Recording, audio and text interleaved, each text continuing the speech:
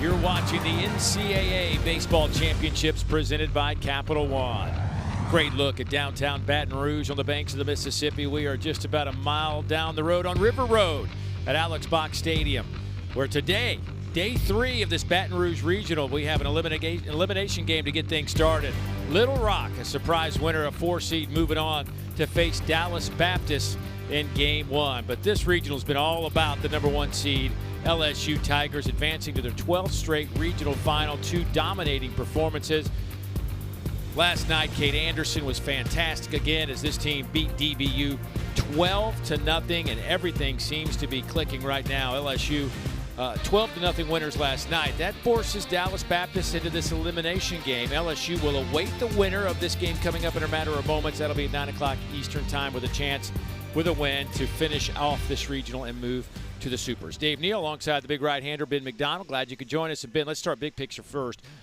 Your take on what LSU has done in the first 2 games. Been on point. I mean, we talked about the run prevention, and we knew they could pitch it, and we knew they could play defense. Well, they've done that really well. Obviously, 2 shutouts. Hadn't made an error. They've been clean on defense. The surprise for me has been the offense. That offense has been struggling a little bit. Not bad, but a little bit. They put up 19 runs, so they seem to be firing on all cylinders right now. Well, certainly this is a Dallas Baptist team that came in here. People around the country that follow college baseball know what kind of program this is, but last night was a difficult night. From pitching, defense, offense, it wasn't Patriot baseball. It was just overall a sloppy game for them. Not like a team that's won 41 games and a team that's been to 11 consecutive regionals. You know, the good news is they got to try to figure out a way to flush this. It's been a big offense for them all year long. Top 20 in the entire country. They only scored 6 runs in this regional so far. You talked about the errors. They were a top 10 fielding percentage team when they got here. 4 errors, the most this year, the most in the game since 2018. So it was not the Patriot way, if you will, but certainly for them, they're going to have to hit the reset button. How about Little Rock, though? I mean, what they did yesterday to Rhode Island, I think, garnered a lot of attention around the country. 22 runs on the board. The 4-seed staying alive. It was their first ever NCAA tournament win. I mean, think about this. I mean, they were shut out by LSU in Game 1, right? They were able to flush it. They put 22 runs on the scoreboard.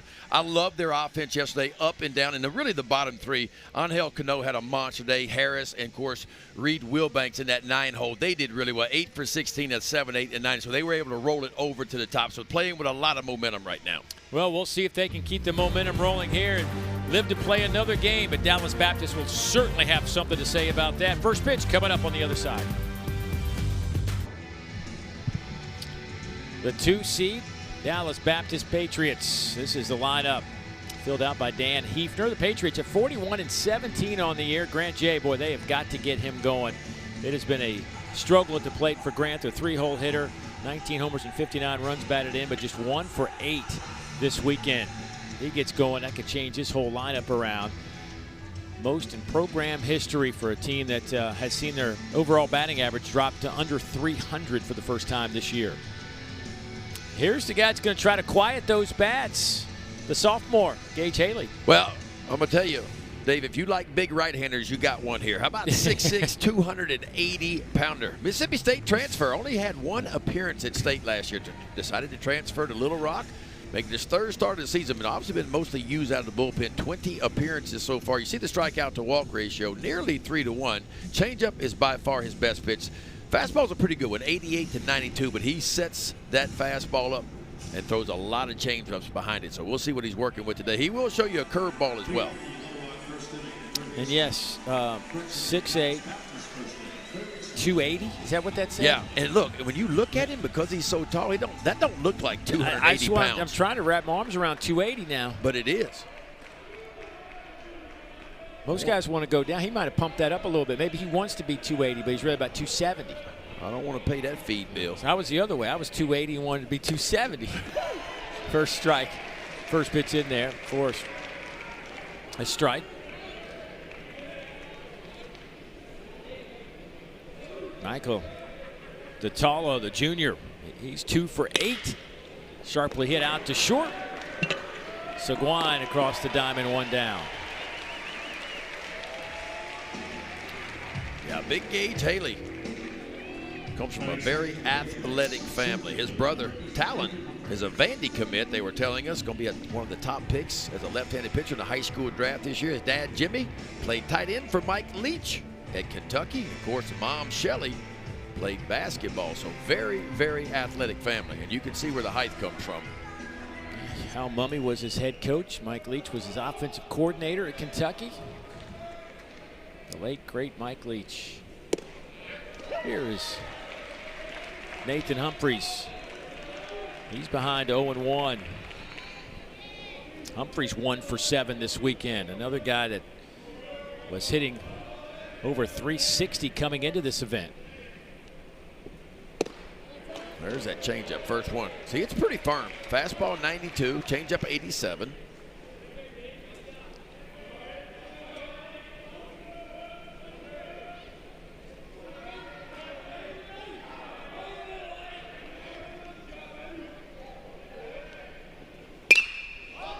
That one's popped up, going to stay in the infield. Alex Seguin, a few steps into the grass, makes the catch. That'll be 2 down. So far, so good for Gage Haley.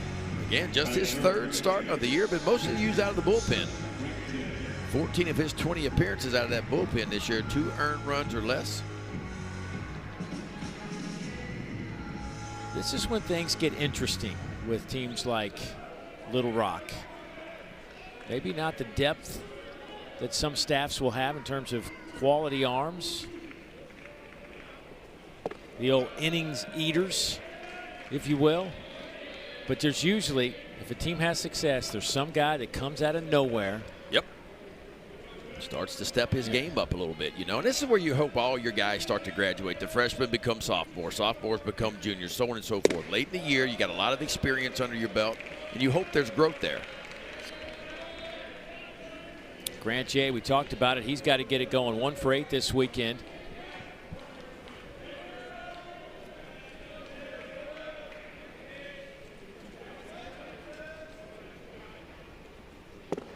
And that one misses. 3-0. Haley came in 43 innings pitched on the year, 14 walks. So pretty much a strike thrower. That's about a 1 walk every 3 innings, which isn't bad.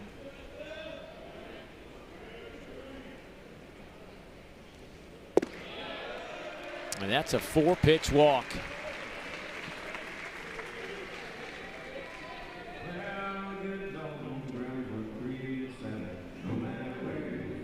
I'll put him on first base with 2 out for Tom Poole, who's still trying to figure things out after missing 5 or close to 6 weeks. He had 1 appearance in that 6-week stretch after a broken hamate bone. The senior out of Calgary,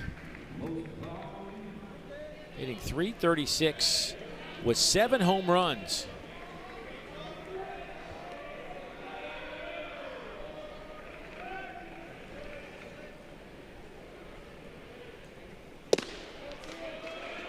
Boy, that one just misses inside.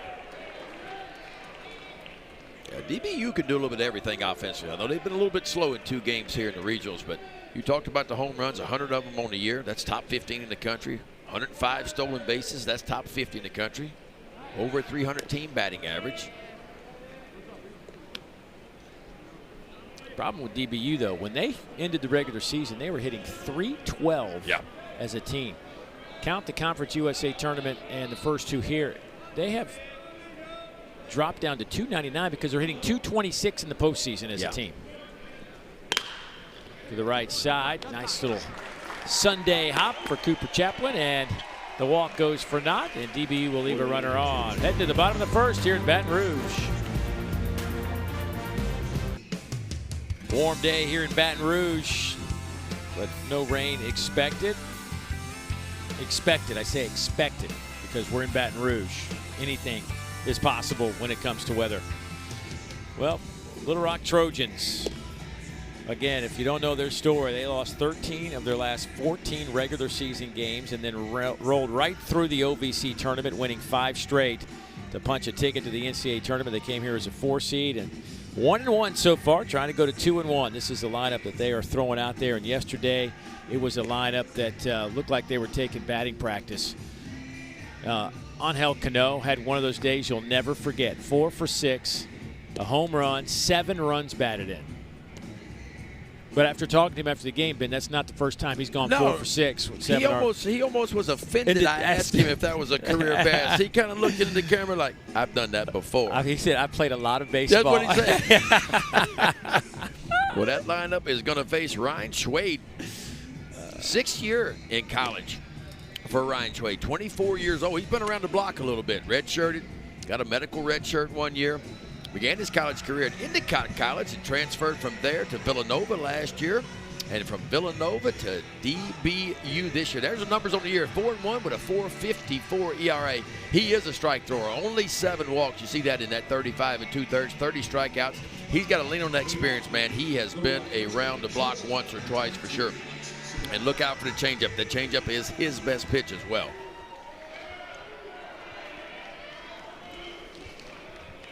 Alex Seguin to start things off.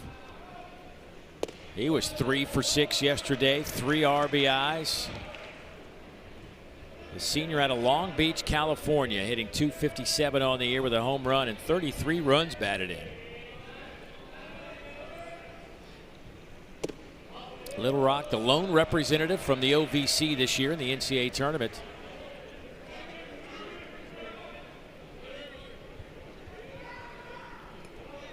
Only 2 teams got in this field with losing records. North Dakota State got in with a record of 20-32. Little Rock at 25-33. It is 3-0. Both of them programs you just mentioned, both won a ball game. This is only the 2nd time in program history that Little Rock has made it to the regionals. The last time, 2011, they went to the Corvallis Regional.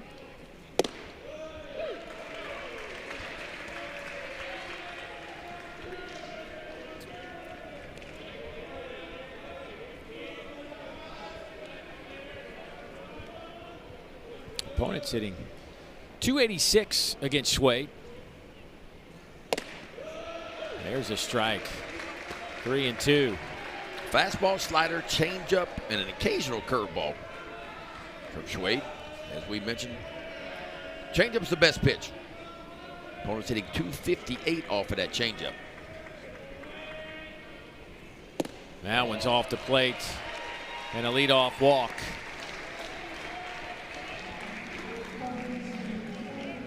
Now, it's been a while since Schwade's been on the mound. The last time he pitched was May the 10th versus Kansas State. It was a relief appearance for him, and he was the Sunday starter for DBU early in the year. Made 7 starts, and they said he was the best starter they had probably the first 3 or 4 weekends. Then he kind of fell out of favor, been in the bullpen. His last 3 appearances have been out of the bullpen. So it's been a minute since he's been in competition. I mean, you're talking about roughly 20 days. That's a lot. I love that you looked at your watch when you tried to figure out how many days that was. I was making sure what month it was. I don't even know anymore. High fly ball down the line and left. Ben Tryon charges in and makes the catch. Happy June, by the way. First day of June today. How about that? And this year is flying by. 1 down. Well, you had a nice little couple-year run there doing the oral stuff, and all of a sudden that car brakes went out, didn't it? Lug nuts got loose, wheels came off, and we sliding down the interstate right now, backwards. Oh, it's turned into a mess in Baltimore. Here's Ryan Geck. They are beating up on the White Sox this weekend. Okay. Does that even count? Nope. But look, when you're struggling, look, you'll take a W any way you can get it. It don't matter who you play. Maybe they won the fight, and that counts as a win. That's right. Those 2 teams got after it. Was that yesterday? Yesterday. Yeah. Geck fouls it straight back. There were no blows thrown, just everybody bumping chests with each other out there. Geck 1 for 5 yesterday, 3 RBIs.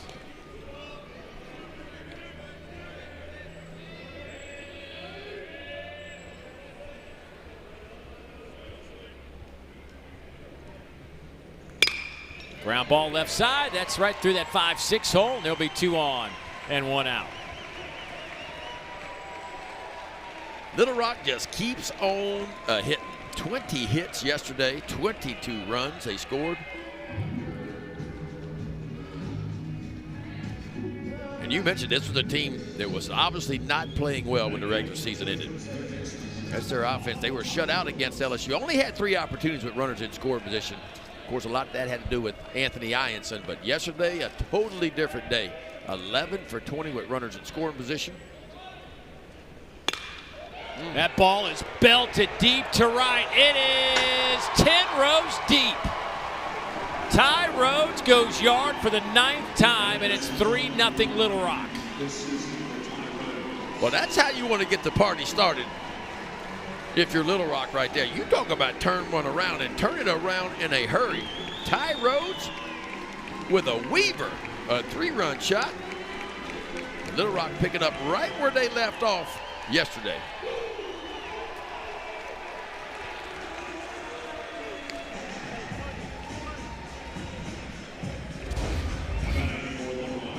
How pretty is this? Looked like a first pitch fastball. Trying to get it down and away. It never got there.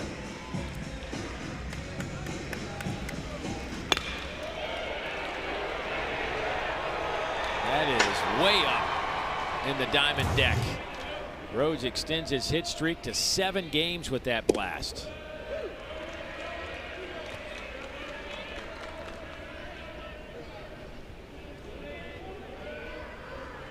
Yesterday, Little Rock put up a crooked number in 6 of the 9 innings. Here's the freshman, Cade Martin. Cade 1 for 4 yesterday, walked 3 times.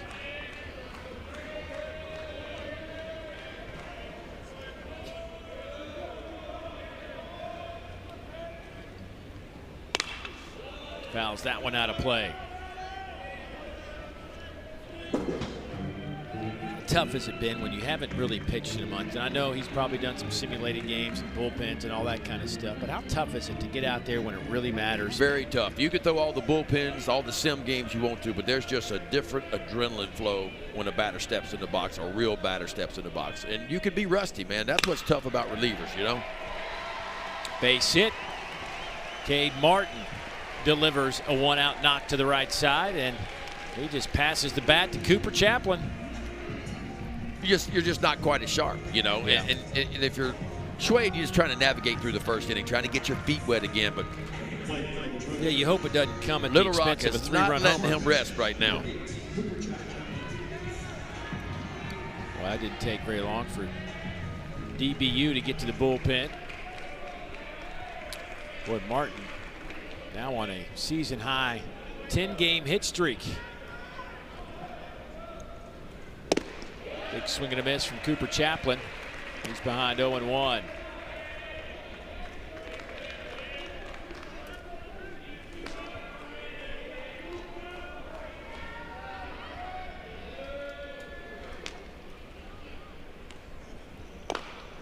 Off the plate, out in front of the mound. High throw there. But Schwade able to make the play. That'll be 2 down.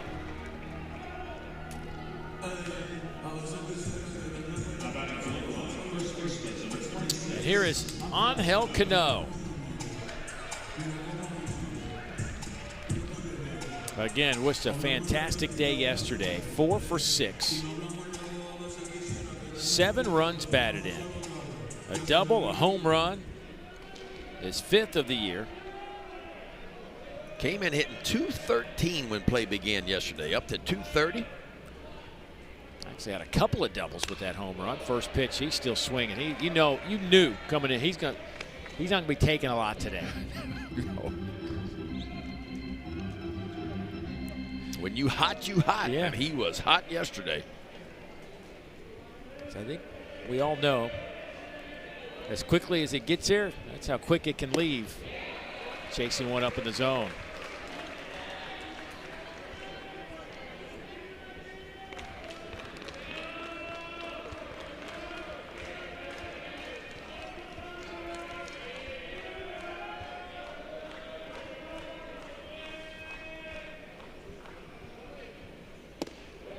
Watches that one off the plate. Cano at a Cartagena, Colombia. Cartagena. We understand, folks, the family was watching. Yeah, mom and dad back in Cartagena. Cartagena. Hello in Colombia. Oof. Boy, he blisters that out to left, and it's caught there by Tryon, who had to stretch out. That was not an easy catch. But how about Little Rock with an early lead? Yeah, Ty Rhodes. How about this? First ball, fastball hunting, he got one. Buried it out to right field. His 9th long ball of the year. His 43rd RBI. And Little Rock out early in this one. Look at Dan Hefner, who has been running the show over at Dallas Baptist for 18 years. He has been to 13 of the last 14 NCAA tournaments, 11 straight. And Ben, you've talked about it. As far as, you go back the last 10, 12 years, there hasn't been really a better mid-major, consistently good program as Dallas Baptist. Yeah, I mean, look, the only thing they're missing is an Omaha appearance, right? Yeah. They've been very close over the years. Haven't scratched through on that as of yet. But look, you make 11 in a row as a mid-major, 13 out of 14, that is saying something.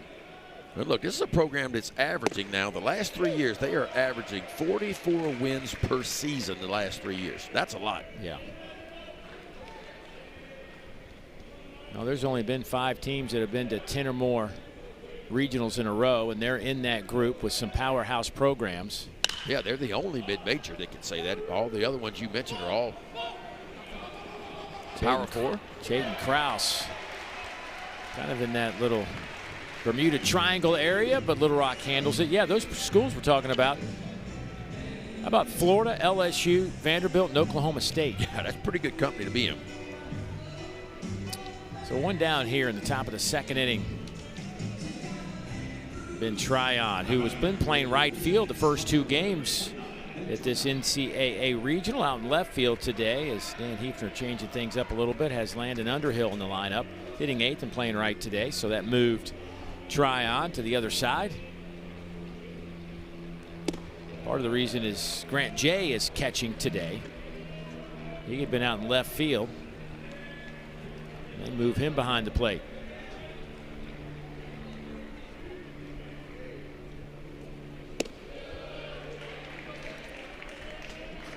Tryon 276 on the year. 3 home runs, 18 runs batted in. Hey, by the way, Wright State's up 4-0 on Vanderbilt in the first inning in an elimination. Just saw game. that. How'd that Georgia game turn out? Georgia was 7-7.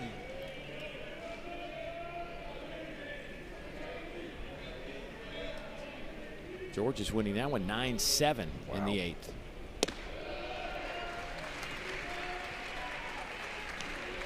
Second walk of the day for Gage Haley. No strikeouts yet for the big right-hander. Now Keaton Grady. Keaton Grady last night got doubled up on a great catch by Derek Curiel of LSU out in left field, and he thought that ball was going to drop down and was halfway to second base when he was started on first, and Curiel came up firing back to first base, and on the slide back to try to get to the bag, jammed his wrist as Grady looks like he is perfectly fine as he laces that one to right, and the Patriots will have 2 on and 1 down. Grady, the best hitter in this lineup so far in this tournament. That's his 5th hit and 8 at-bats. Yeah. I feel like it's going to be a very offensive day. I think there's going to be some runs, maybe even points put on the scoreboard today. Because obviously Little Rock is very hot. DBU has hit all day, all season long, and looking for a breakout day. They've been held down a little bit in the first 2 games of this regional, but quite capable of putting double digits on the scoreboard.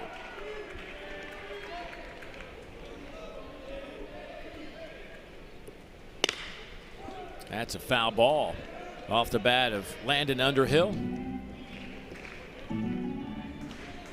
Landon getting the start today. First time we've seen him in this regional. 232 hitter, and maybe he can provide a spark to back into this lineup.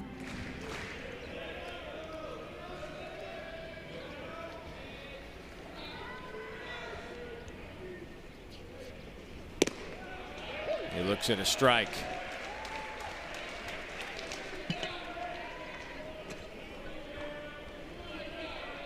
Underhill been struggling at the plate coming into this regional, hitting just 105 in his last 6 games, 2 for 19.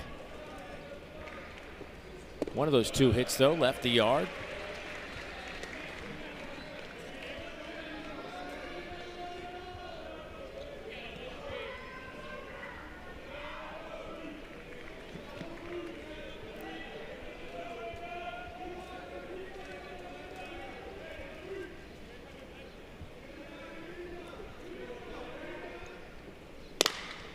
Ground ball. Cano, Fields, underhand toss, safe at first. Well, Haley was slow to get there. Yeah, I think Haley hesitated just enough. Underhill was busting it down the line, too. We'll take a look. Yep, see right there, just a little bit of a hesitation, and that's enough that the guy can really get down the line. Remember now, you're looking at 6'6", 6'7", 280 pounds trying to get there. Tell you what, when I see plays like that, that's why I'm glad that there's that bag over there. And it's little things too. Little things make a difference, guys, being out and safe. Just a little bit of a hesitation. That ball's down the line and right. Fair or foul? That is a fair ball. Tryon scores. Grady scores. Underhill to third. A 2-run double off the bat of Luke Hefner. Well, Gage Haley went pretty quick in the first inning. Got the first 2 outs, a walk, and then collected the next out. But it's been different in the second. And watch Luke Hefner right here. Hanging breaking ball. I mean, it's hanging up just about belt high right in the heart of the plate. And he just hammers it down the line. It is fair by about 10 inches, it looks like.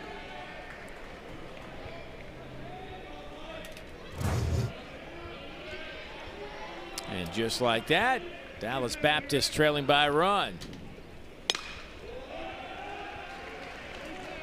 And the lineup flips back to Michael DeTalo, who grounded out. He sharply hit one to Alex Seguin, the shortstop, his first time up.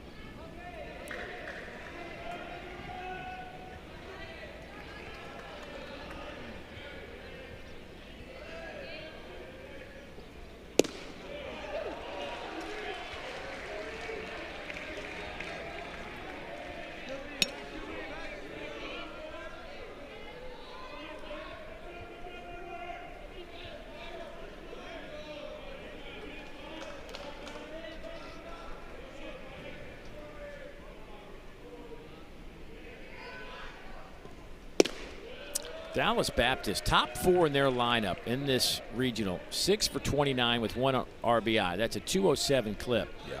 The top 4 in the lineup for the year averaged 330. They combined to hit 46 home runs and had 102 RBIs.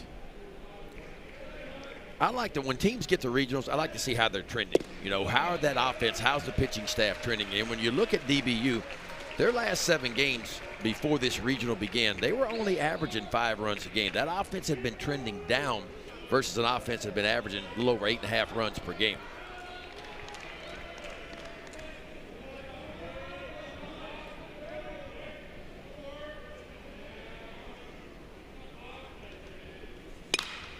Popped him up. Looks like it's going to stay in play for Ty Rhodes, the third baseman. And he will make the catch, and that'll be out number 2. Boy, that is a huge out with runners on second and third and just 1 out. And Phil was playing back, meaning just a routine ground ball in the middle would have tied this game, but instead, get a pop up and foul. So a chance for Gage Haley to work out of this, only giving up 2 runs. And look, if he gets off the mound in a hurry, they'd be in the dugout right now. That's right. It's kind of like the old 2+2 thing, right? Once you learn what 2+2 is, 2+2 is always 4. It always. You don't even have to think about it, you know. When you're on the mound and you get a ground ball to the right side, you don't even think about going. You just move in that direction. It just comes natural to you. If you have to think, it's too late. 0-1 on Nathan Humphreys. He popped it up his first time to the plate.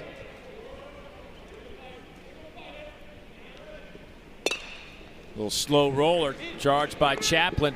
Throws in a hurry and makes a nice play.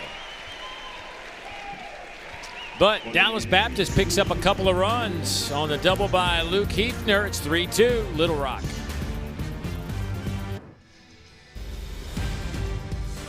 '75th anniversary of the NCAA Baseball Championship in Omaha. Charles Schwab Field will be the site this year. And how about this news? The Clemson Regional. The homestanding Tigers have been eliminated by Kentucky, and it wasn't even close. The Wildcats, in an elimination game, beat Clemson 16-4. Wow. So that means Kentucky will move on and face Virginia in a regional final tonight. They'll have to beat the Mountaineers twice if they want to come back to Baton Rouge. They were here in 2023 in a super and face that juggernaut of a team that went on to win it all under Jay Johnson. Upsets everywhere this year so far. Georgia hanging on for their tournament lives. Vanderbilt hanging on for theirs. There's a strike to Sammy Harris. Ole Miss is trying to hang on, another top 16 national seed, trying to hang on for their tournament lives as well. Hey, that was the first win for the SEC against an ACC team. That's crazy. This tournament. Now 1-5. Yeah, the number 2 overall national seed. Texas lost last night. Yeah. They got to fight their way. They got to win 3 games now to advance the supers. Buckle up. Sammy Harris, the 8th man in this lineup. Swings and misses, 1-2 the count. Really good changeup there by Schwade. Talking about that being his best pitch. Now, both of these pitchers, their best secondary pitch is their changeup. But what I want to see from them is use the fastball inside a little bit more. Speed those bats up and make your best secondary pitch even better. Now one slicing out to left, and Tryon with a running catch. He's made 2 of those.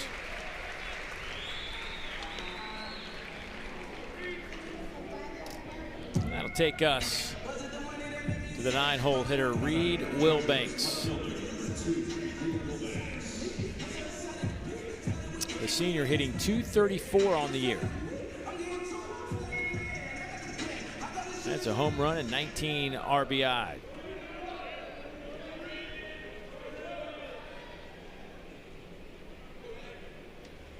First pitch he sees, fouls it out of play.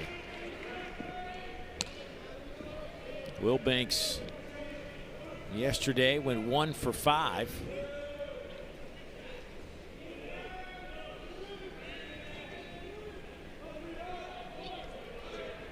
He came into this regional on a little bit of a slide. He was 0 for his last 14 over 4 games at the OVC.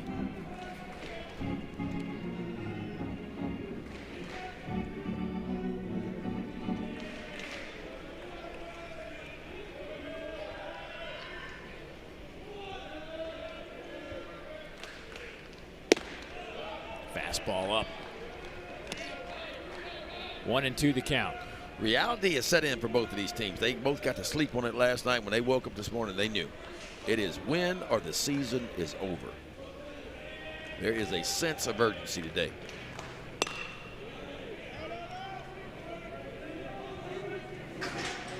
And nobody wants their season to end, not in the playoffs. We talked about it. I mean, it's the best time of the year, right? It almost feels like pro ball. I feel like you're a big leaguer right now. School's out, and it's nothing to worry about but baseball.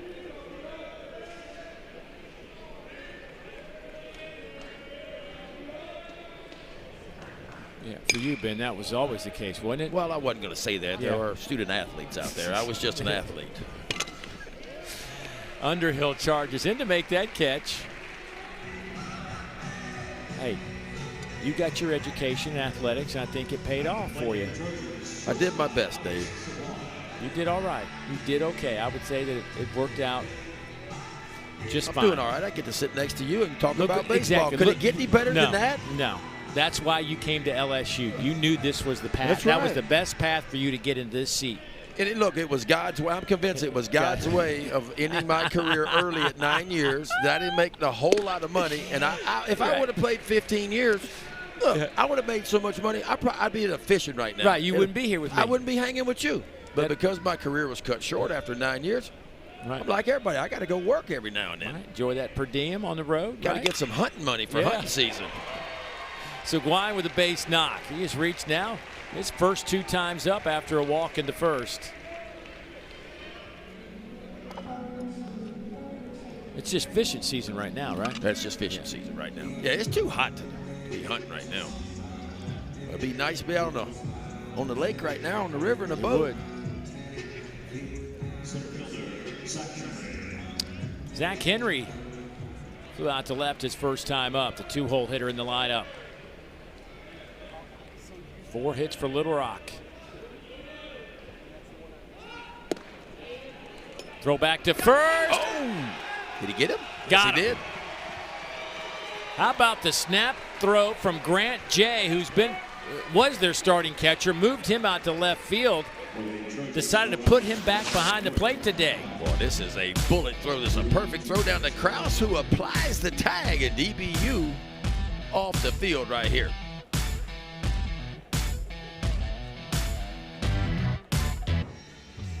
And welcome back to Baton Rouge. It is Elimination Sunday. Got a good one going on between Dallas Baptist and Little Rock. Joining us down there in that dugout, their head coach, Chris Curry. Thanks for joining us, Coach, again. Listen, let's go back just a bit in time yesterday. What in the world was going on with your bats? Well, I don't know. I think maybe we got tightened up a little bit in game number 1 with the stuff we saw, and then we're able to get on time and see some pitches and drive them. And these guys just don't want to go home. That's it. I mean, and that's the point. I mean, both these teams we talked about woke up this morning knowing, hey, this could be the last game, and nobody wants their season to end. Gage Haley on the bump for you, the big fella on the bump. Only his 3rd start of the year. What are you expecting out of him today? Well, we asked him to try to get us one time through the order, Ben. Give us 9 outs, and did a good job the first inning. And then there in the second inning, got a pop up to right, and then the walk, and then we're a little late getting over PFP, and DBU with their great offense, they made us pay.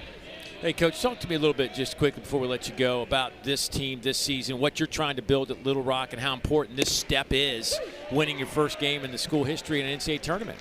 Huge step. We knew we had a lot of support back home, but we were just overwhelmed. And I knew, but then the gravity of it is huge. You got to get here before you can figure out how to win these things. And these guys are really representing the whole state, the city of Little Rock, and making us all so proud. Well, listen, good luck the rest of the way. It's always been a pleasure speaking with you. So have fun today. Thank you, Dave. Thank you, Ben. Good luck, Coach. Thank you, guys. That's a good man right there. Yes. He gets it, man. You know why he said I want the folks to know why Ben just said he gets it, because he loves to hunt. You guys have been texting since you've been here. Man, we've been trading deer pictures back and forth and all kind of stuff. We've been killing ducks and deer and all kind of stuff. Right. It didn't matter what else is going on in his life. He gets it because he loves to hunt and fish. That's right. That's right. Well, I love the first thing he told us. He said, listen, I've been here before as a player, but I wanted my group, I wanted our university, our boys to experience postseason play and experience it in a very special environment. There's the strikeout of Grant Jay for the first out of the inning. Phenomenal player, drafted 4 times during his, high school and college career. Drafted out of high school, finished up at Mississippi State after a couple of years in junior college, and it's been about 9 years in minor league ball. Finally decided, you know what, I want to be a coach, and said, I started at the bottom, man. I was just trying to find a job anywhere, worked his way up the ladder, and has found a home in Little Rock for the time being, and hopefully he'll be there for a while. Man, you look around Major League Baseball, you look around college baseball, and the majority of head coaches, guess what position they played? They played the catcher position. And that's because as a catcher, the entire game's in front of you. You can see everything, and you got to know pickoffs, bunt plays, relays, everything about it a catcher has to know. He's probably got to retain more information than anybody else does. You got to know how to handle the pitching staff, be able to talk to guys, blow smoke when you need to, but also step out there and throw guys out and be a leader. Little Rock native, 3-time Coach of the Year, including last season as they won the regular season. Yeah, began his college playing career at Meridian Community College for a couple of years. Baseball America had him back in the day, back in the late 90s, as the #1 rated junior college prospect back in 1998. Down the line, that is a tough play. Right there in no man's land. Bounces up against the netting. Got all the way up to AAA with the Cubs. And just couldn't get over the hump. But gave it a shot. You know, it's one of those things I tell my kids this all the time, man. Don't look back and say, I wish I would have done something when you have the chance to do it. Well said. The worst thing in life is regrets. And that's what I always tell young kids. Don't have any regrets about your career. Pour it out there. Give everything you got every day. If it doesn't work out, it doesn't work out. But at least you can lay your head on a pillow at night and say, you know what? I did my best. Because if you're not mentally and physically exhausted after every game you play, you didn't do it the right way. Yeah. You should be mentally and physically exhausted. They went into Ole Miss this year, beat the Rebels over at Swayze. Here's Tom Poole, ground ball to the right side. Do it again at 3-2.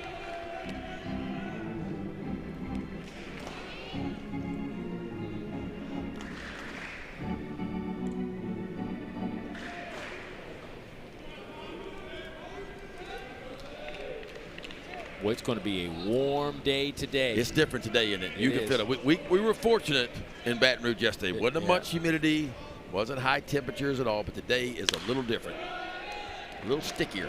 Yeah, you told me. Don't get used to this. No, enjoy it. See that wind today? It's blowing a little bit. It's not much of a wind today, but it is blowing a different direction. Yeah. That's the typical wind you see into May, early June here in Baton Rouge. That is out to center field, by the way, as you can see there.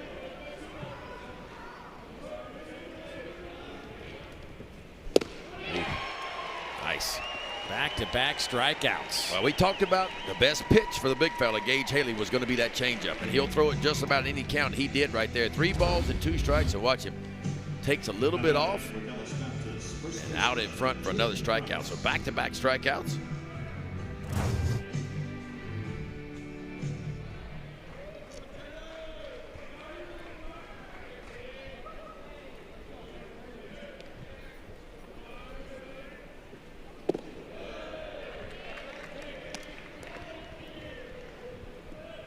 Here is Jaden Krause, who we have talked about. You and I both, Ben, feel like every time he's in the box, you're feeling like the ball's about to be compressed. Yeah. Big kid, 6'3", 6'4", 225 pounds. We saw what he can do. I mean, game 1, DBU got out to a good start. 4 runs, 2 home runs. He had one of them. That ball's hit out to center field, but Zach Henry with a good read on it. So a couple of strikeouts and a flyout. And Little Rock heading to the dugout. Hey, when we come back, we'll visit with Dan Hefner, talk about this Patriot Ball Club when we return. Testing, testing, 1, 2, 3. We are live from Chick-fil-A. This is Grant. And this is Laura. And a little thing we love about the Chick-fil-A Smokehouse Barbecue Bacon Sandwich is that sweet bun. And that chicken filet was perfectly crispy and soft at the same time. And that Smokehouse Barbecue sauce, it's a lot of fun. And the brown sugar bacon definitely had a little bit more pizzazz. Also, the Mac, one of the all-time greats. It's hard to believe how much goodness you can get in one bite. Man, I'm getting hungry. Real guests paid for their testimonials. Have you ever looked up at the stars and wondered, is there life on other planets? It's really happening! On June 20th. This is the most beautiful place I've ever seen! This is the bathroom. We are not. This is awesome! Alone. Are you gonna eat me? What? Ew, what kind of alien are you? Disney and Pixar's Elio, rated PG. Back at Alex Box Stadium, Little Rock, Dallas Baptist, 3-2 game. Dave Neal, Ben McDonald, and joining us down in that dugout now, Dan Hefner, 18th year of coaching the Patriot program. And, Coach, thanks for joining us. And let's spin it back 24 hours. That was not Dallas Baptist baseball. I know we could talk about – I'm just wondering what you say to your guys because you got a veteran club. So I'm curious, do you even, like, really approach that? Just what is the mentality when something like that happens? Yeah, that one's – you got to flush it quick, and, you know, it's a tournament. We're right back at it this next game. And, you know, the message there is just that, you know, when you get to this point in the season and, you know, more people are watching college baseball, it's like this is a great opportunity to, you know, a lot of people are like, hey, what's DBU like? And you know, I just want them to be able to see what our guys are really like, how they go about their business, how they play the game, and last night was not it.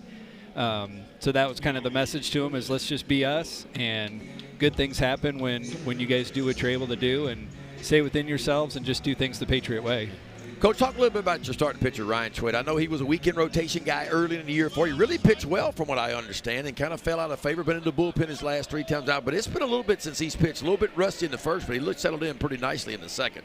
Yeah, he's a gamer, a great competitor. Like you said, he was in our rotation to start the year, had some great starts for us. Wasn't necessarily a thing of anything he did. It was just kind of some other guys stepping up. It was honestly Ryan Borberg. Borberg was our kind of a midweek guy for us and bullpen guy to start the year, and obviously you've seen what he did towards the, as the season went along. So that kind of pushed Ryan out, but he's a guy, we love him, teammates love him.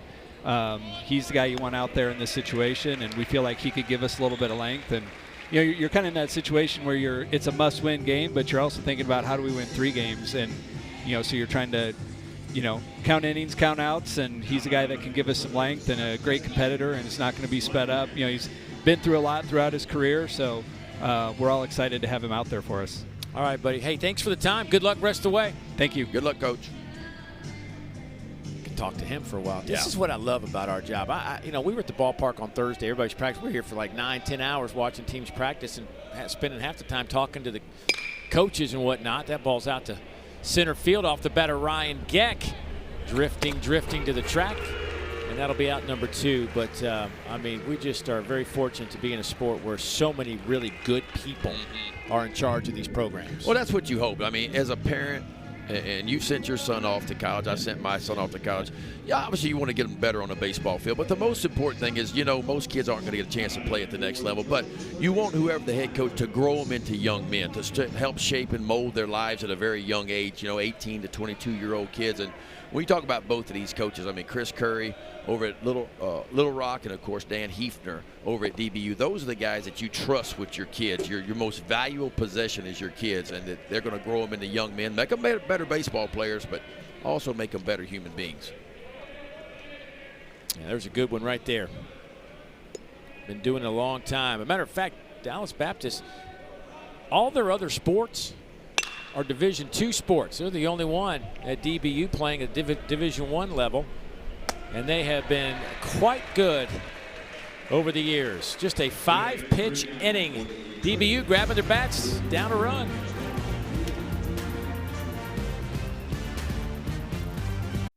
It's a rare thing when someone you've been with for so long finds a way to surprise you. It's like discovering E-Trade's easy-to-use platform now comes with the power of Morgan Stanley. Mom can speak walrus? Jeff, you good? Yeah, 1 sec. Listen up. Jeff has a sore back, and it's the Rec League semifinal. Let's get our man back in the game. We got the ice, and we got the hot.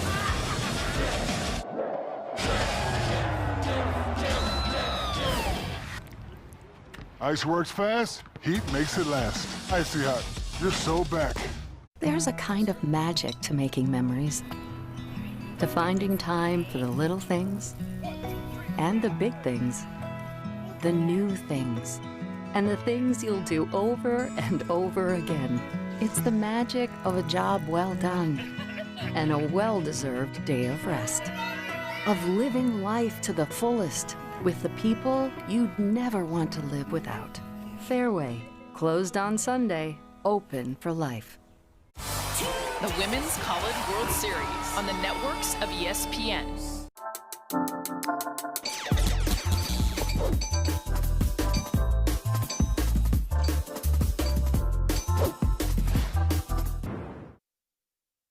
Welcome everyone to Omaha, Nebraska, home of the College World Series. 'Cause here I come, I wear it all on my sleeve, so everything you see shows you where I'm from.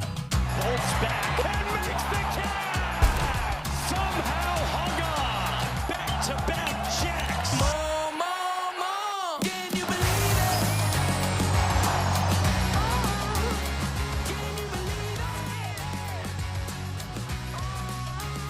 NCAA Regionals coverage for all 16 sites continues tomorrow on ESPN+. Plus the ESPN app. For more information, visit ncaa.com, the home for all 90 NCAA championships.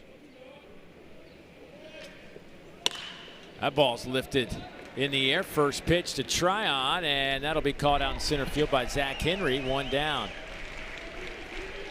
You know, when you look at college baseball as a whole, we focus on the SEC. They're littered the top 25. The ACC litters the top 25. But we watch the results in the tournament, and these mid-major teams are beating these power programs. Do you think the game is maybe more balanced than we give it credit for, or is it still dominated by the big boys? I think it's still dominated, and NIL is playing obviously a big role in that. But baseball is the only sport, in my opinion, where mid-major programs can compete with the big boys in sports, right? If it was football, probably couldn't do it. You couldn't take mid-major programs and compete every day. But baseball is a different sport, and all it takes is one guy on the bump to have a wonderful day, one guy get hot at the plate at the right time, and you can play and have a good weekend, And Little Rock is a perfect example at their conference tournament. I mean, you lose 13 out of 14, and all of a sudden it can turn in a moment, and it did for them. And they won 5 of their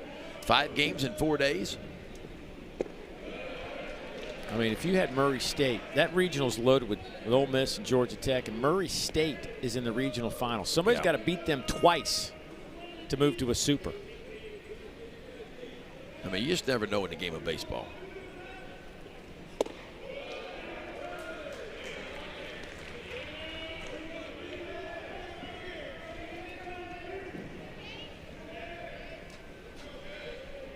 Keaton Grady base hit his first time up. His average up to 360 now. He's got 4 home runs on the year. Little pop up. That's kind of in that danger zone, and it drops for a base hit. Hit them where they ain't. That's right. Yeah, everybody talks about exit velo, and that's great. But would you rather hit it hard, hit it right to somebody, or hit it soft where nobody is? And the answer to that is always the latter. Works for me. Find the grass.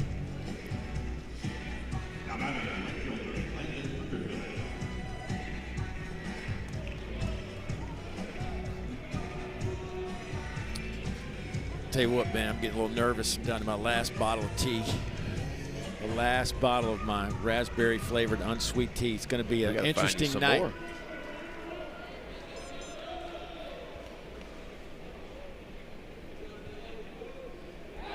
This is one of those moments. I wonder if I mention the product and tell them that I'm out, if they could get me something here. That's one of those. This is what's going through my mind right now. I'm not going to do it, but I'm just saying, if I just. I would mention the name of the product, but I can't even say it. All I see is raspberry black tea that I can say, unsweetened tea. Yeah, that's it. That's what I live off of right there. Unfortunately for you, it expired 2 years ago, so I don't know if you want to drink it or not, but you could. Listen, I'm at the state of desperation. I understand. Hey, we always got coffee right here behind us as a backup plan. I know you're not a big coffee guy, but. I mean, not big, not at all. I don't think I could survive without a nice big cup of coffee every morning.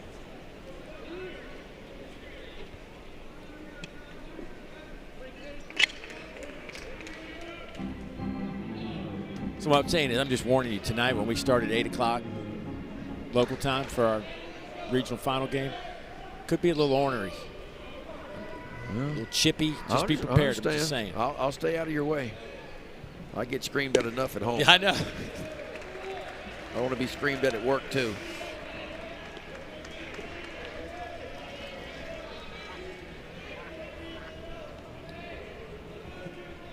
3-2 our score here. 2-0 count to Landon Underhill.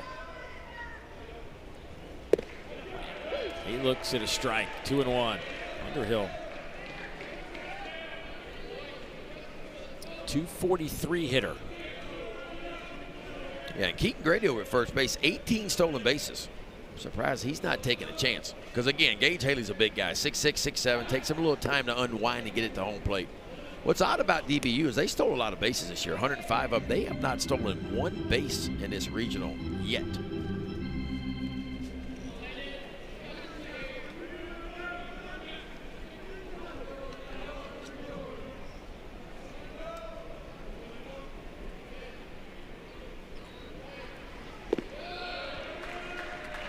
Well, now it's 3-1.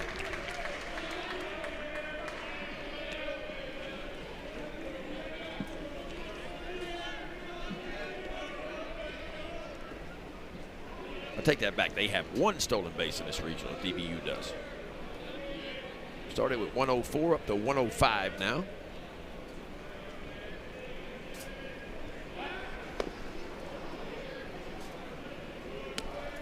Wright State now up 5-1 on Vanderbilt in the bottom of the 3rd.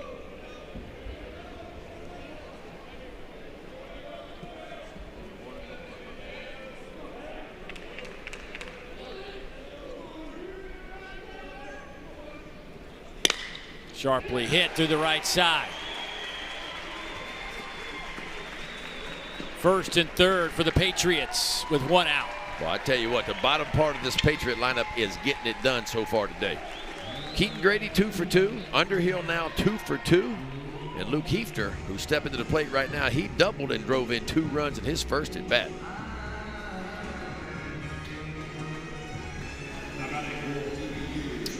And there goes some activity down in that Little Rock bullpen. Hunter Royal, who we saw yesterday, Blake Van Cleve, the right-hander.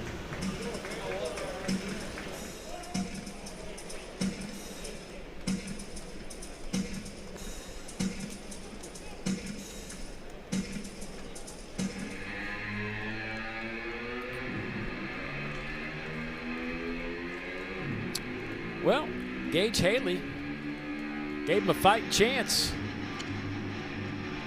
So there will be a change for Little Rock on the bump. We will update it when we come back.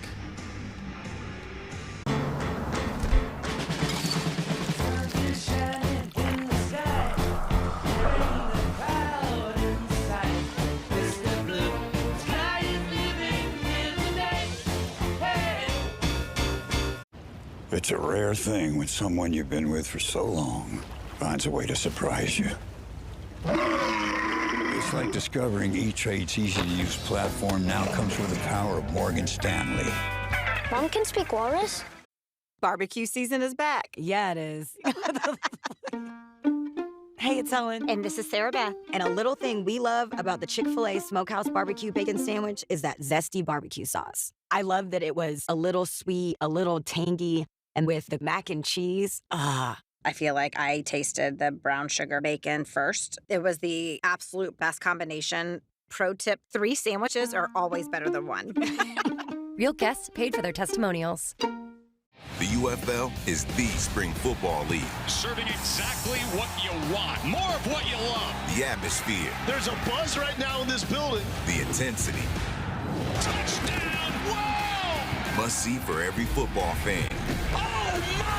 The UFL knows what gets the people going. Everything you could ever want in spring football. This is the UFL. The United Football League. All season long on ESPN, ABC, and ESPN+.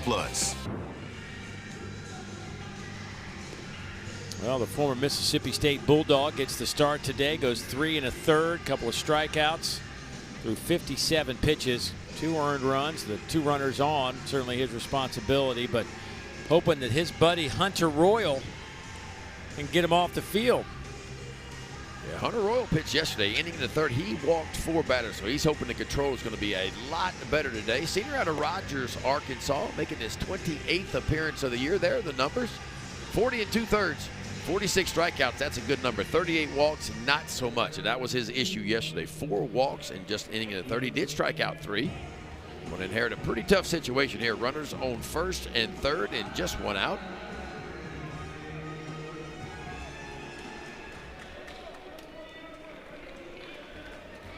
Three-2 our score. Royal working against Luke Hefner. He looks at a strike. Again, Luke out at shortstop this weekend. Coming off a bad back that has really slowed him down this year. But seems to be, just by watching him play a few games, taking swings like that. Yeah. You swing at it like that, that back's feeling pretty good.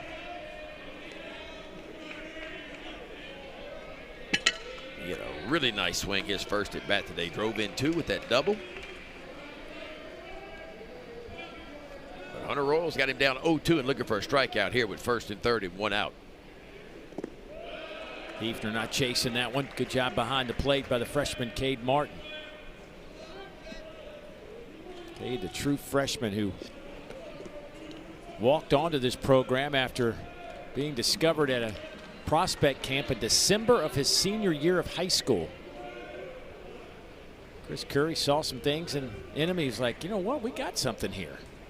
Invited him to come be a part of the program, and who knew 4 months later he'd wind up being their starting catcher. Yeah, you go from a pulling guard in high school on the offensive line to starting catcher. A rare combination. He was headed to junior college.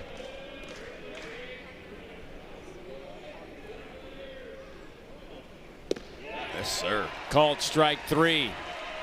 Hefner pauses for a moment and heads back to the dugout. That's 2 outs. That's a really nice breaking ball right there. Starts it kind of right at him and punches him out. Well, Dallas Baptist going to try to get the top of this lineup rolling. You see what the 1 through 4 hitters have done in this Baton Rouge Regional versus what they did in the regular season. 1 extra base hit, 1 RBI. Today these guys are 0 for 5 with a walk. And the leadoff man, Michael Detallo, trying to keep the inning alive.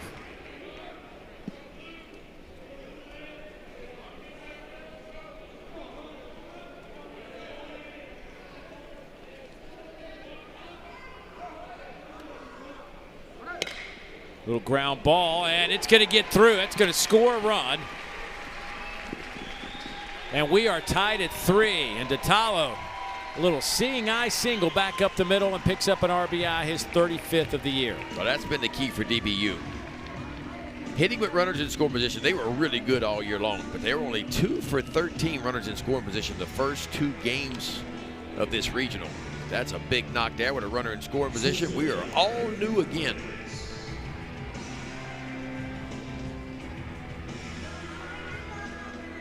Boy, Ben, when you're a pitcher, you get a guy to pound one in front of the plate and it ends up being a base hit. Gotta be frustrating. Very frustrating.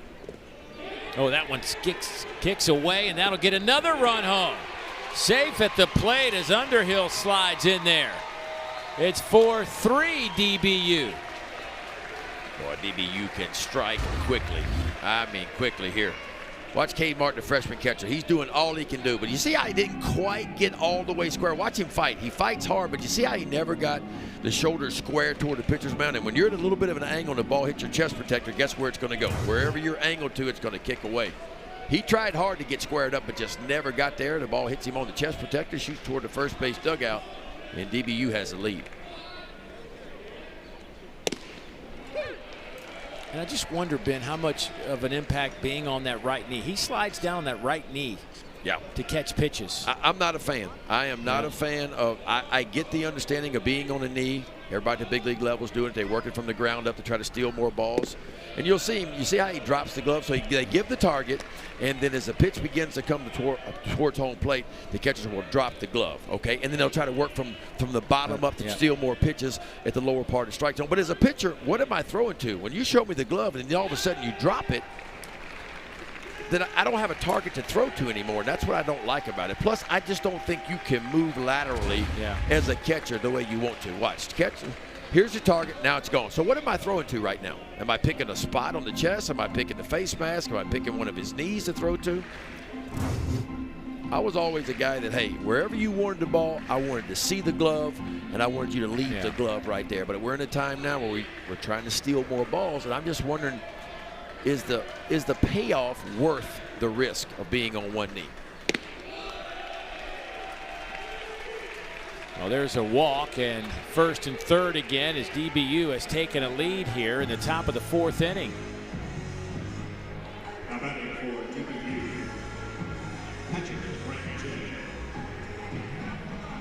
Boy, just one of those nuances of the game, and I'm sure that if you polled 100 college coaches or baseball coaches in general, you'd probably get 100 different answers to that. And I get it. Look, the big league guys are a little bit more athletic, a little bit older, a little bit more mature. They can probably handle those situations. Although you do see it up there, too. Balls get by guys, I feel like, because they're on one knee. But I would say at the college game, though, Ben, just from my perspective, you're not going to have guys who are as accurate as big league pitchers. So you got to be ready to be on the move a little bit more in this game. Well, think about this, and we talked about this the last time you worked. The average MLB pitcher misses his spot by 11 inches. That's the average. So you know college pitchers are missing by more than that. So you're taking a big risk being on one knee, thinking the guy's going to be able to throw the ball down and away or wherever you want the ball, because he may miss all the way across the plate, which is 17 inches, and you got to be able to move laterally, and it's hard to do on one knee. Here's Grant Jay now. Grant, another one of these guys that they could certainly use offensively. Grant Jay, first team all-conference performer.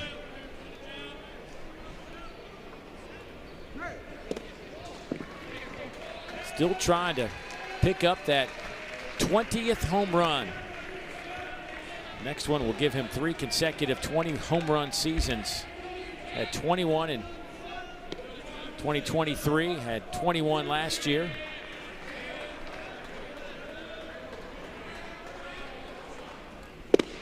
Swings and misses 2-2. Kind of reminds me a little bit of what Jared Jones of LSU is going through a little bit. Hardly any fastballs. We haven't seen Jay get many to swing at.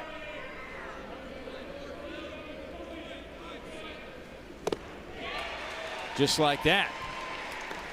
A little slider working. And he strikes out. But DBU, though, does pick up the lead. It's 4-3.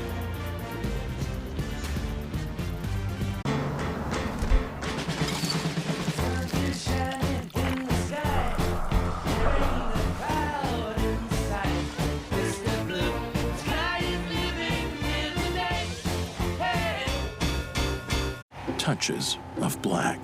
They stand for elegance, refinement, and though they're darker than the darkest night, they make you see everything in a new light. Kia, movement that inspires. Your kid's brain with Allegra versus some allergy medications in the math quiz. Some allergy medications can make your kids drowsy. 1, 2, 3. But Allegra is different. 7 times 51? No biggie. 357. Ace. Well done. Allegra is fast, non-drowsy allergy relief with 0% brain interference, so your kids can stay sharp at school. It's a no-brainer. Guess I won't be making my famous burgers. Text everyone to cancel. The Rivera say it's not even raining at their house. Aren't they like 2 blocks away? It is coming down out here. It really is. That was cheese. Yes, it was. Keep walking, Marge. I bet this is a microstorm. What's a microstorm? I don't actually know. Dallas Baptist, Little Rock elimination game, and the Patriots out in front 4-3 after picking up a 2 spot in the top half of the inning. Well, we just got some news that Georgia was walked off in Athens. They gave up a 4 spot. Oklahoma State walks them off 11-9. A pair of 2-run home runs was the difference in that one. Wow, how about that? So the Dogs are done. Yeah, and that's a top 8 national seed going down.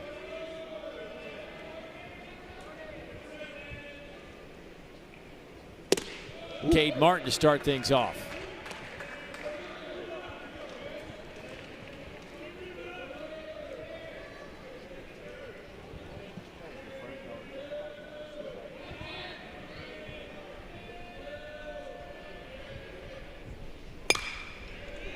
That ball shot down the line and left and off the netting.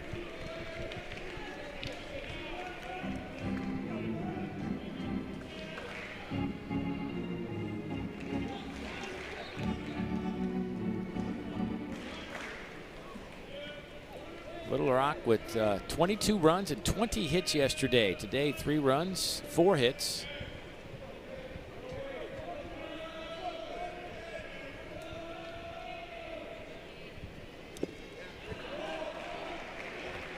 foul tipped. 0-2. Tell you what, Ryan Schwade, a little bit of trouble in the first. 3-run home run in the first, but he's settled in nicely in the second and the third. Has faced the minimum. Back out for the fourth.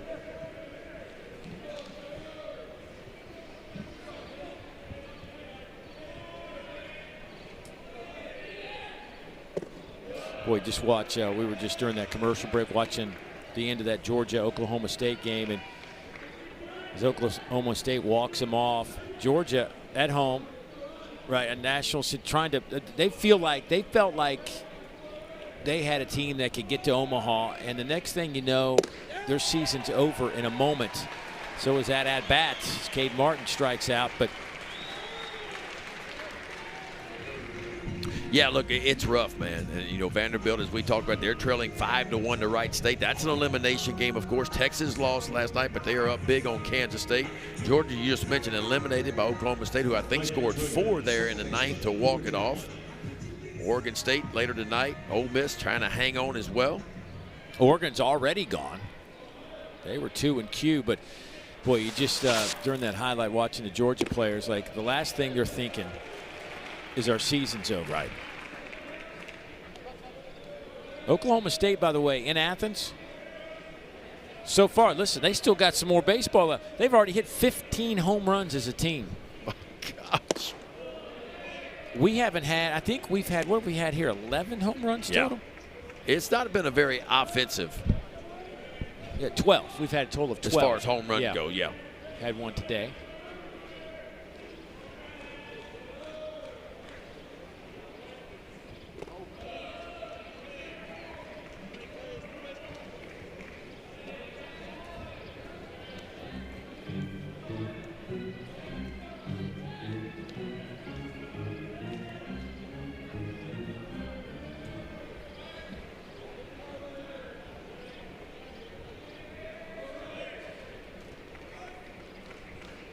Two and one.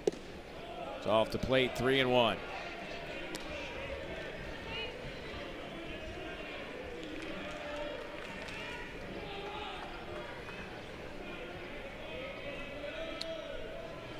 Boy, Kentucky puts up 16 today on Clemson to stay alive and eliminate the Tigers. Did he go? Yes, he did. 3-2 to Cooper Chaplin.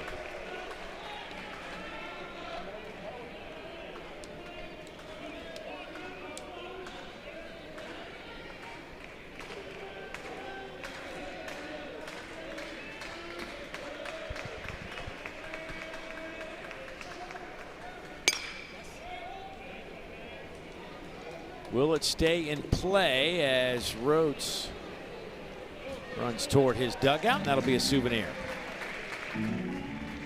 Baseball's getting expensive. It's like a $6 souvenir.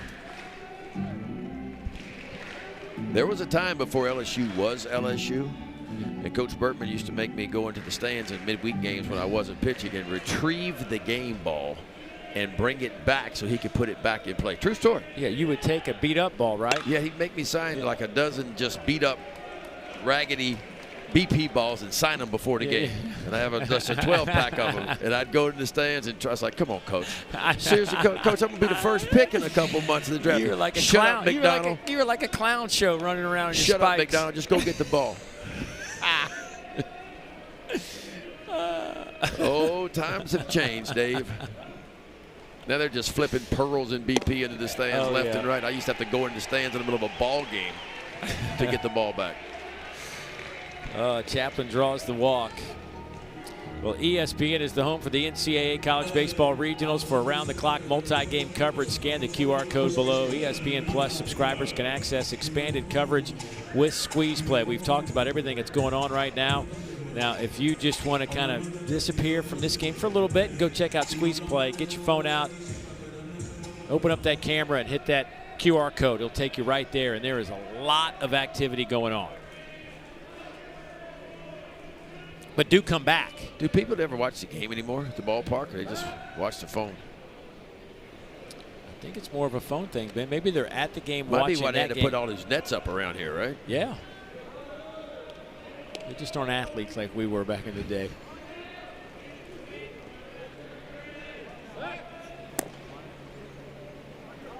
I know we talk about it all the time. We laugh about it, and the technology is great. But, like, the game has changed with the phones and the technology, like even just getting games started. I guess 2 days ago, we sat here for 5.5 hours, and I think we had 2 drops of rain. That one's bringing some rain off the bat of Angel Cano. He does it again. His second home run of the tournament. It's a 2-run shot, and Little Rock is back out in front. And Cartagena, Colombia is celebrating right now. Boy, is this kid hot. 4 for 6 last night.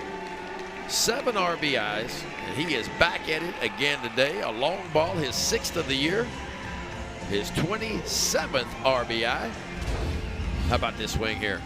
How good is this? Elevated fastball. See, that ball's running back into him, but just like he did last night, pulls those hands in tight to the body, puts a barrel on it, and just shoves it over the left field wall for a home run. And Little Rock back on top.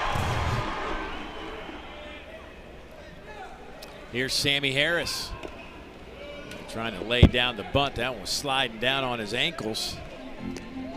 Tried to stay with it, fouls it off.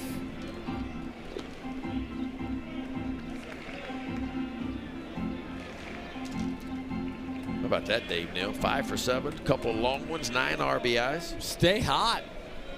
That's what I call hot. When we spoke to him after the game yesterday, you could tell he was having a bunch of fun here in Baton Rouge. It's always fun when you go 4 for 6 or 7 RBIs, I guess. The game is fun when you're seeing it like that.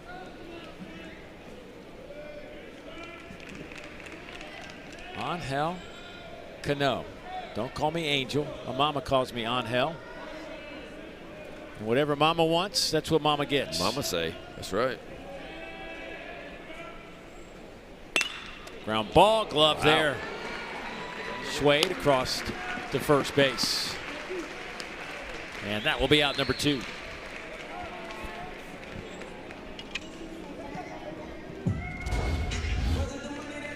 You know, pitchers are athletes. Sometimes you catch it, sometimes it catches you, Dave Neal. You ever get hit by a line drive coming back? I have. I did. Big leagues? I was college? fortunate, yeah. In the big leagues, I was fortunate to never get hit above the waist, but down below.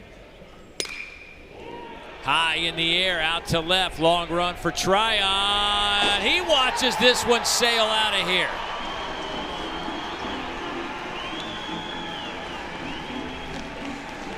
How about Will Banks with his second home run of the season, the 9-hole hitter? It's 6-4. The ball is bouncing today here at Red Stick. Second long ball of the year, his 20th RBI, and a 3-spot on the scoreboard. Watch this swing here. Little slider, the old cement mixer, man. That ball had no right to left and it all just hanging up. And Will Banks knew exactly what to do with that one.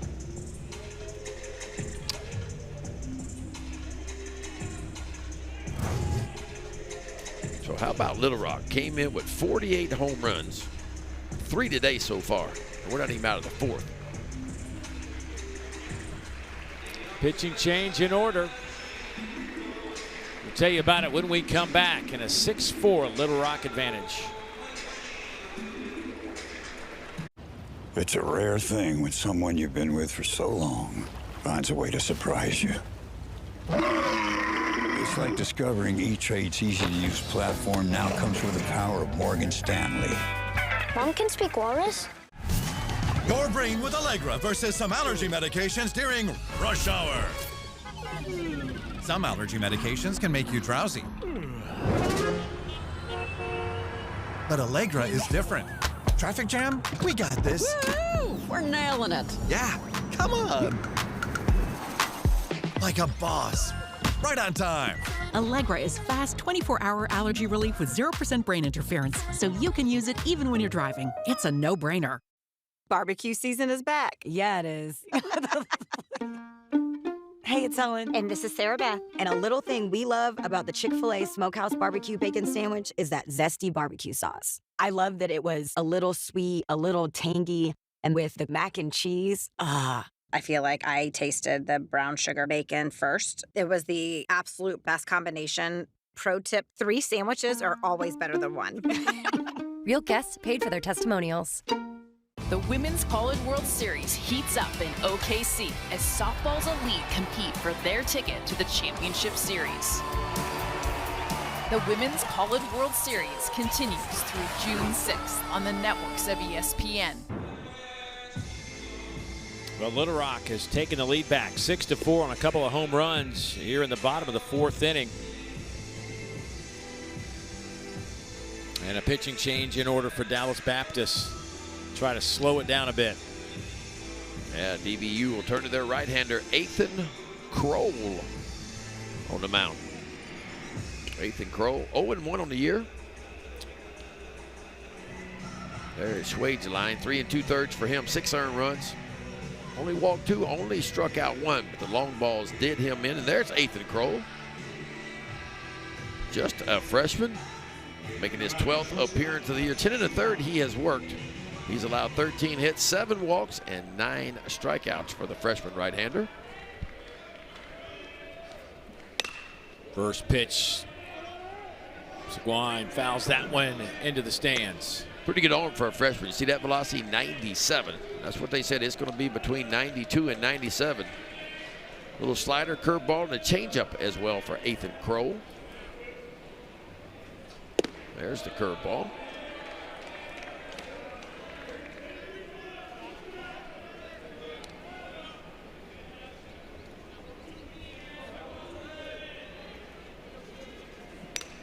Fouled straight back. Seguin 1 for 1 today with a walk.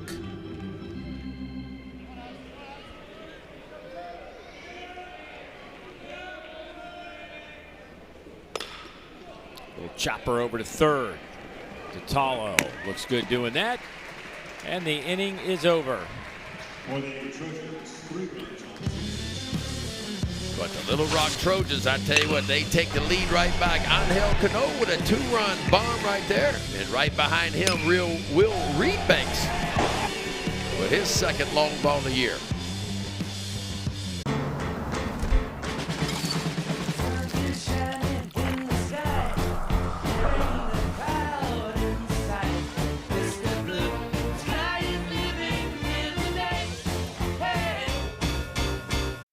Testing, 1, 2, 3. We are live from Chick-fil-A. This is Grant. And this is Laura. And a little thing we love about the Chick-fil-A Smokehouse Barbecue Bacon Sandwich is that sweet bun. And that chicken filet was perfectly crispy and soft at the same time. And that Smokehouse Barbecue sauce, it's a lot of fun. And the brown sugar bacon definitely had a little bit more pizzazz. Also, the mac, one of the all-time greats. It's hard to believe how much goodness you can get in one bite. Man, I'm getting hungry.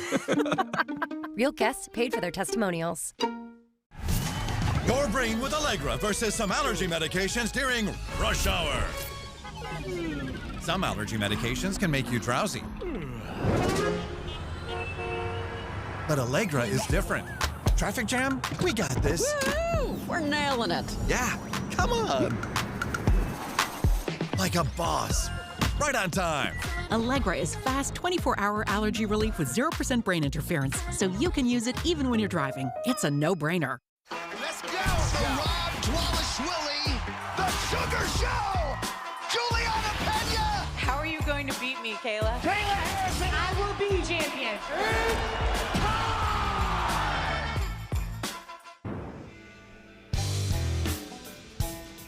Well, LSU has looked every bit a national title contender in their first 2 games here at the box. And when you have Anthony Ianson and Kate Anderson as 1A and 1B on the mound, and then you start putting together the kind of hits they've been doing. Guys, the back of your lineup, Chris Stanfield hit his first home run of the season last night.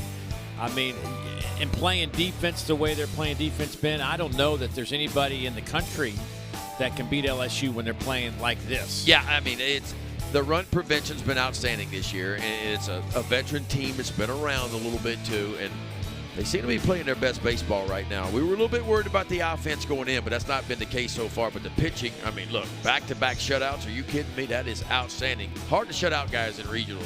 The defense has not made an error yet for LSU, and they look like a top 8 national seed the last 2 days. You know what also I noticed this weekend? I've been around this LSU team a bunch this year. They really have been good base runners. Aggressive, smart, taking the extra bag when they get the opportunity, forcing other teams into making some plays they don't probably normally make. It's not a team that steals a lot of bases, but what they do well, as you mentioned, their dirt ball reads have been outstanding. Base hit off the bat of Tom Poole. Start the 5th inning. One of these teams is going to get LSU tonight at 9 o'clock Eastern, 8 Central, right here at the box. Busick taking over now for Little Rock. Out of Arkansas, Zach Busick. 1-3 on the year, making his 17th appearance. He does have 6 starts under his belt, 26 1/3. He has worked so far. Now, walks have been an issue for him. 21 walks and 26 1/3, but he can strike you out, 24 of those.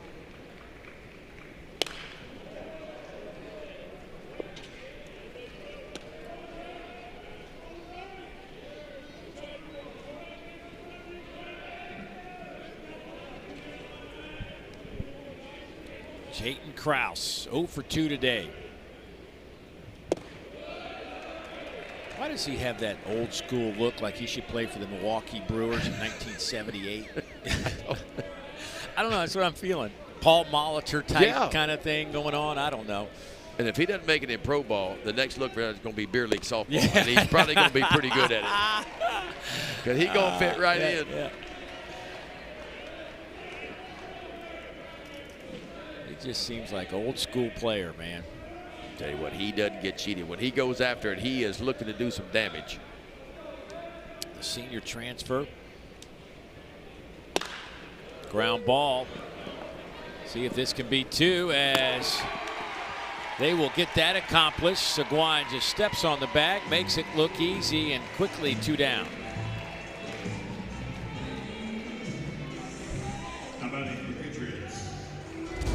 Well, Busick take a little bit off of that breaking ball. You get a ball right off the end of the bat. Leave it up to Seguin right there. Just easily steps on the bag and across the diamond.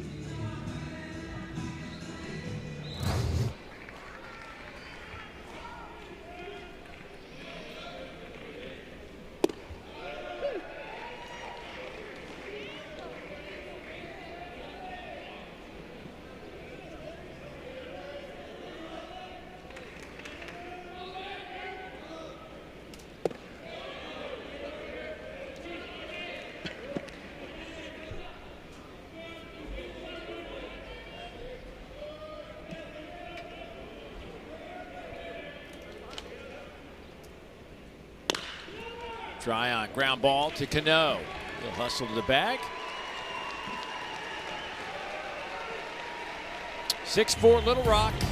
Heading to the bottom of the 5th.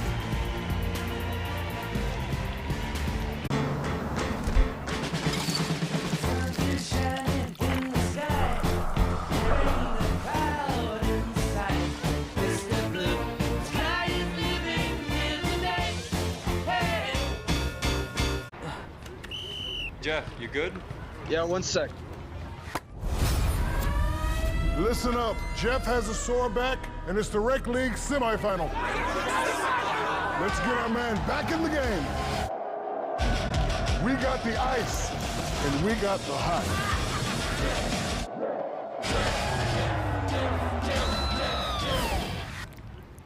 Ice works fast, heat makes it last. Icy Hot, you're so back.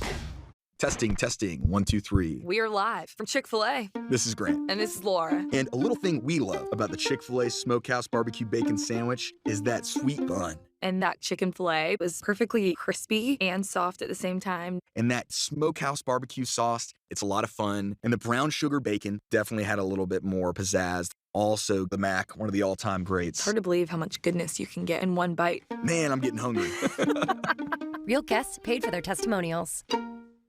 Let's go! The Rob Dwalashvili, the Sugar Show! Juliana Pena!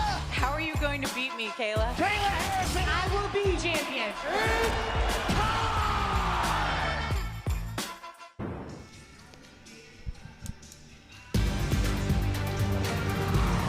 The NCAA Baseball Championships are presented by Capital One.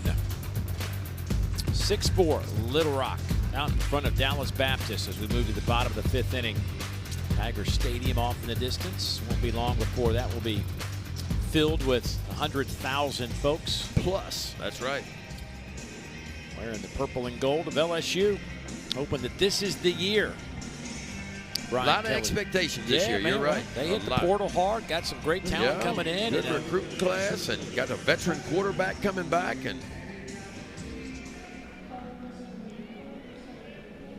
I did my first night game there this past year. I'm an early riser, so they give me the early games all the time for the last 30 years. But I had my first night game here this past season. What'd you think? Well, now I know why they want to play at night. Yeah. It is a different vibe when the sun goes down on a Saturday night in the fall at Tiger Stadium.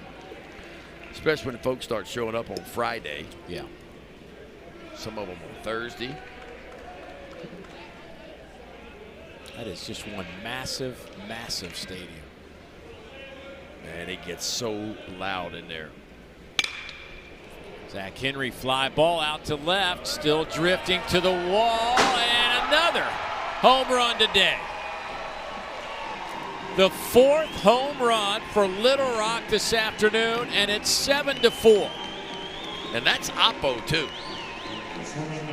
Zach Henry with his 5th long ball of the year, his 31st RBI, and Little Rock adds one more to that lead, now up 7-4. Man, where is this power coming from the Trojans?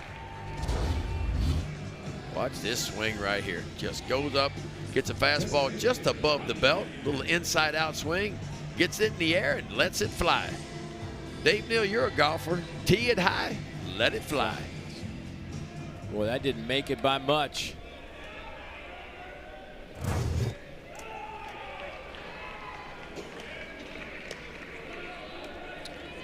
All 7 runs by Little Rock have come off a home run today. About that, 4 home runs today, ties a season high. We're in the 5th, by the way. Ryan Geck. He hit one deep to center field his first time up today. Or excuse me, his second time up. He singled his first time. But he didn't miss a home run by much back in the 3rd. No, ballpark's playing different today. And it's not just the ballpark. The Trojans are putting barrel on ball.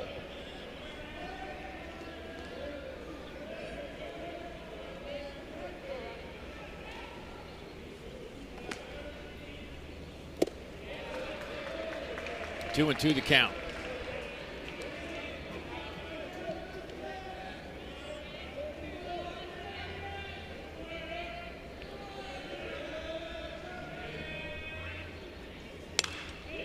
So the 7th seed, the 11th seed, and the 12th seed in the NCAA tournament have been eliminated. 7, 11, and 12, huh?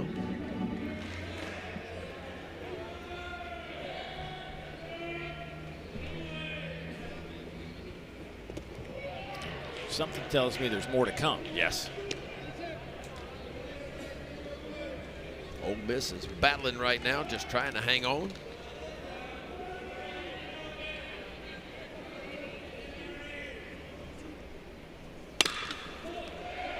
Base hit back up the middle. Get 2 for 3 now.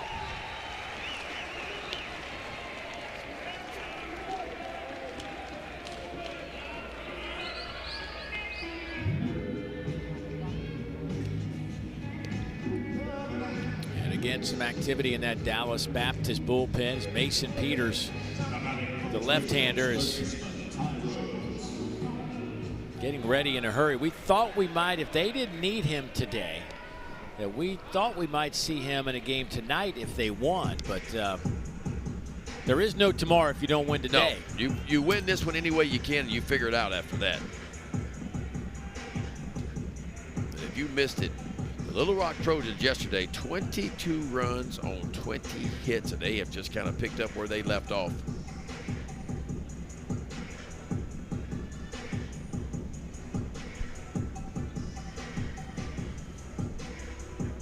but you just get the feeling that DBU's going to have something to say about it. This game is a long way from being over. Little Rock has scored 29 runs in their last 13 innings.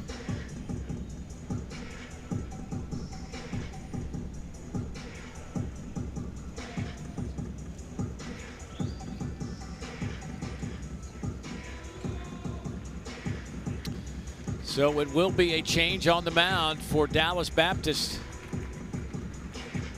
7-4. Trojans out in front. Back in a moment.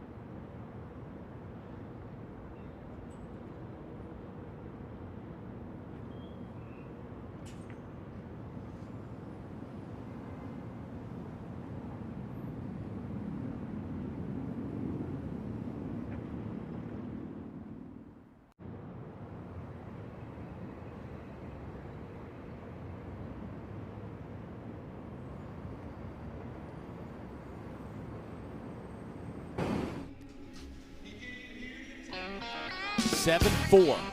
Little Rock out in front of Dallas Baptist, the 4 seed, on top of the 2 seed here in this Baton Rouge Regional, and it's really been the top of the lineup today for Little Rock. 5 for 10, a couple of home runs. The power in the bats of Little Rock didn't have much power during the season. They have found it here in the postseason. I'd say they have 4 home runs today. That ties a season high in home runs. Only came in with 55 or 48 homers on the year. Already 4 today. Well, there's our new pitcher. Second reliever of the day for DBU in the way of Mason Peters. 4-2 with a 4.70 ERA, making his 20th appearance. 4 of those have been starts. He can strike you out 38 in the third, 54 strikeouts from the left-hander.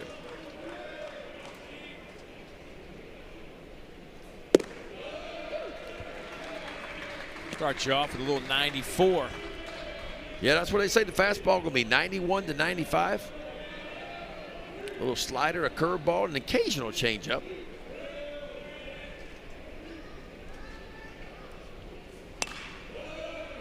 Just show you don't have to be a big guy to throw 94, 95 miles an hour. Mason just 5'11", 175. That's some whip there. The average Division I fastball, 89 miles an hour across the board. That's 300 D1 teams. Throw back to first, not in time.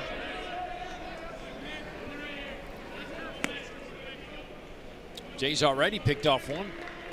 Little Rock runner at first base today.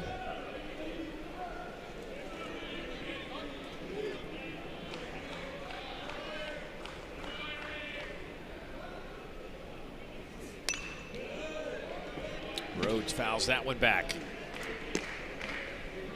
Ty homered his first time, a 3-run shot to get the party started. And it wasn't a fluke either. It was about 10, 11 rows up in the diamond deck and right. He got that one.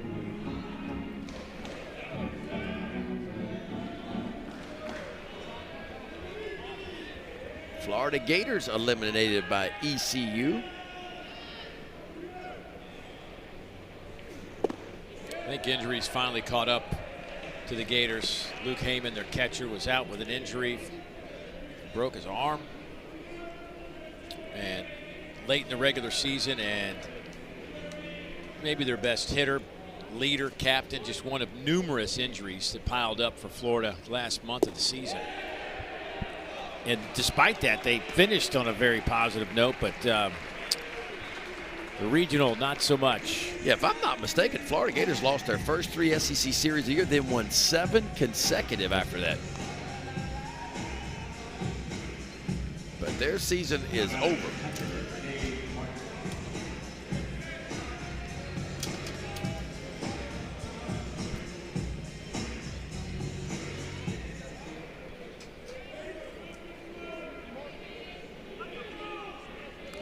Cade Martin 1 for 2 today, and had a balk.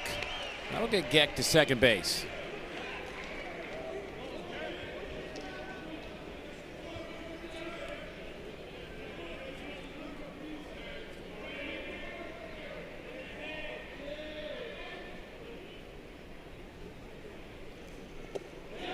That one bounces away. Geck thought about it for a moment, but Jay hops on it behind the plate. Grant Jay's been good today. Really good. Throwing, blocking balls. This was a tough chance right here, and he figured it out.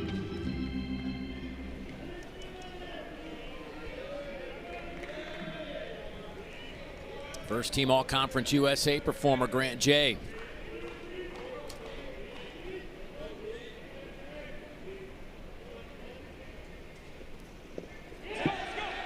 That one gets to the backstop, so Geck does get to third base. Boy, this was an issue. Just when I'm loving on him a little bit right there, he didn't quite get all the way down. The idea is to block it with your chest, but you always put your mitt right in between your legs just to make sure the ball doesn't go through it. Watch this. The mitt doesn't get all the way to the ground. Watch this ball. It slides just underneath. All right, infield in for DBU. So if you're on the bump, you're trying to create a ground ball. Once you get 2 strikes, then things change. There's a strike 1 and 2 to Martin. Now you're thinking strikeout.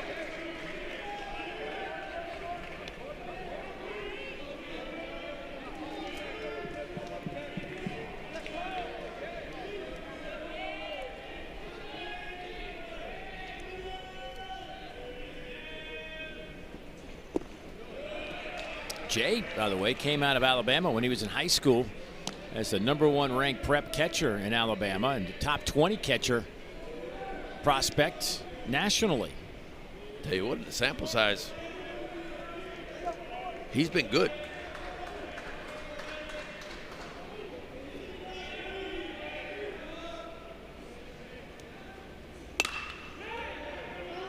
That's fouled out of play. Remember, the loser of this one heading home. The winner will get LSU tonight in a regional final in a situation where LSU is 1 win away from moving to the Supers.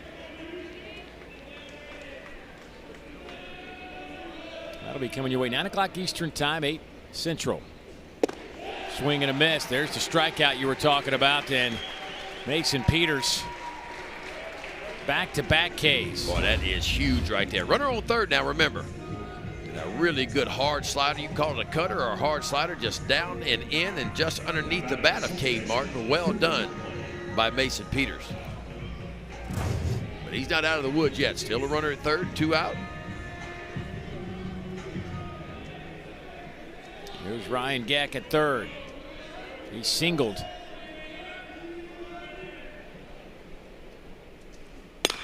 Ground ball to the right side. Gobbled up there by Grady. Throws to first, and the inning is over. So Mason Peters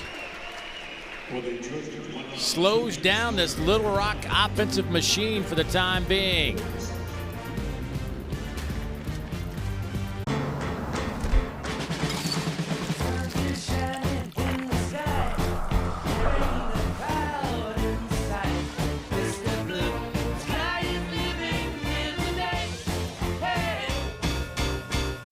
Barbecue season is back. Yeah, it is.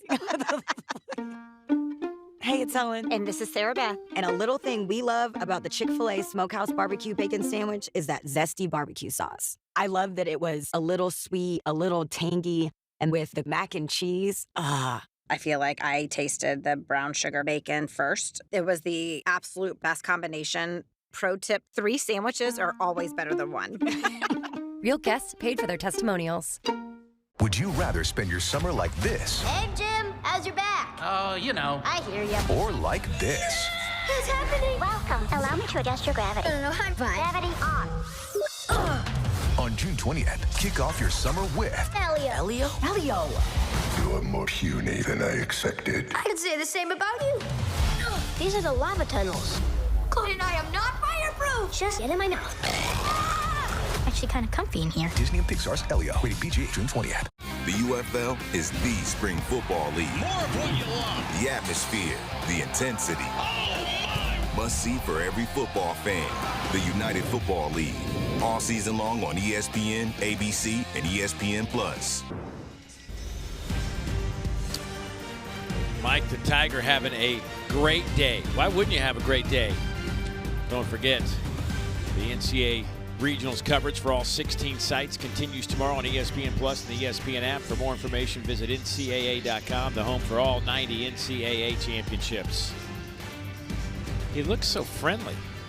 Yeah, he's friendly. Go in there and play with him and see how friendly he is.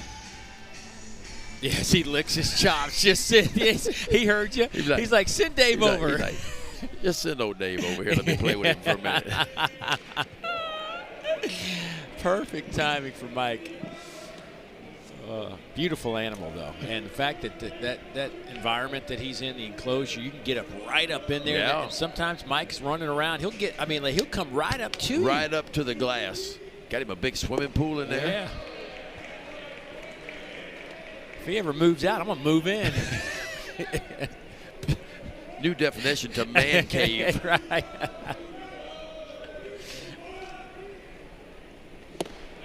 Keaton Grady swings and misses. 1-2 the count.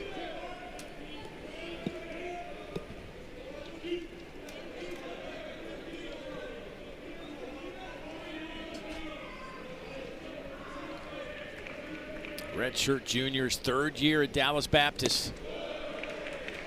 Played 1 year at Incarnate Word out of Elgin, Texas. First team All-Conference USA performer this year. And if you're DBU, you don't have to get them all back, but you got to start making a little bit of noise here. Fouled out of play. His brother Jace played at Dallas Baptist, selected in the 11th round of the 2023 draft.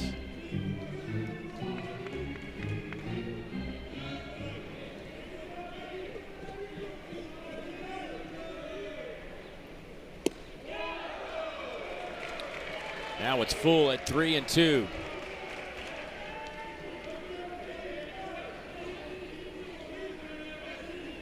Grady leading this team in batting average. Popped him up. Foul territory, and that one is slicing out of play. The big thing about Grady, not only can he swing it, only 3 errors. He had one last night. I mean, just 2 errors in 46 games he played. And look, he can cover some ground too. He can really range to the glove side, to the backhand side.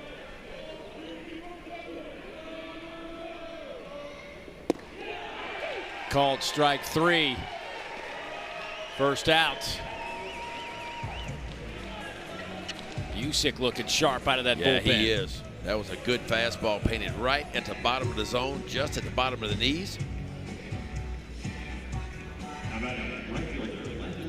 Here is Landon Underhill. How about Landon's day today? 2 for 2. Underhill had 2 hits in the entire month of May. Here it is June 1st, and he already has 2 hits in June. Ground ball to second, and that is out number 2 as Chaplin makes a play. We were talking about that. I mean, when you get in the loser's bracket or even the postseason play and you want to make a run, you're going to have some guys step up, do some things they haven't done all year long. That's what it's about. It's not only like that at the collegiate level, it's like that in high school, it's like that at the big league level too.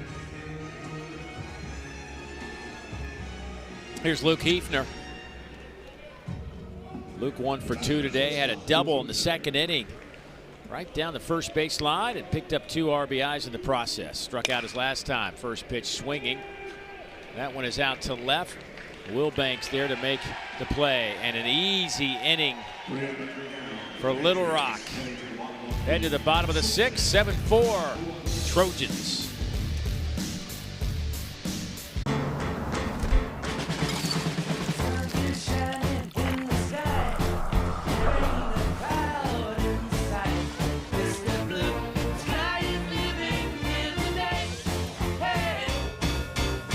Testing, testing, 1, 2, 3. We are live from Chick-fil-A. This is Grant. And this is Laura. And a little thing we love about the Chick-fil-A Smokehouse Barbecue Bacon Sandwich is that sweet bun. And that chicken filet was perfectly crispy and soft at the same time. And that Smokehouse barbecue sauce, it's a lot of fun. And the brown sugar bacon definitely had a little bit more pizzazz. Also, the Mac, one of the all-time greats. It's hard to believe how much goodness you can get in one bite. Man, I'm getting hungry. Real guests paid for their testimonials. Have you ever looked up at the stars and wondered, is there life on other planets? It's really happening.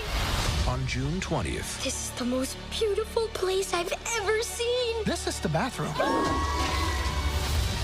we are not This is awesome. alone. Are you gonna eat me? What? Ew. What kind of alien are you? Disney and Pixar's Elio, rated PG. We can't get enough of the WNBA.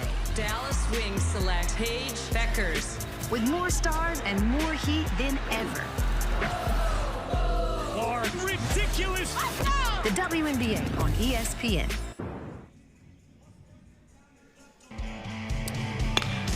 The Trojans have brought the bats to Baton Rouge. They have put on a power display. I don't think anybody said that all year about Little Rock. No, that's not one of the things they said about power, but they certainly got the long stroke working today. Think about this, shutout in game 1 by LSU, and since then, 22 last night. What they got on the scoreboard, 7 today, so yeah, that's 29. I'm not even gonna call them runs. They put up 29 points in the last 2 games. This guy, a big reason why. Angel Cano.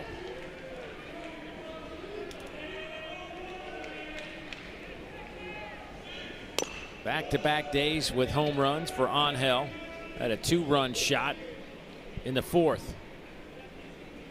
I mean, it's crazy what's going on right now. Yeah. This is a team that lost 13 of their last 14 regular season games. They've won 7 of the last 8. This guy has 9 RBIs in a game and a half.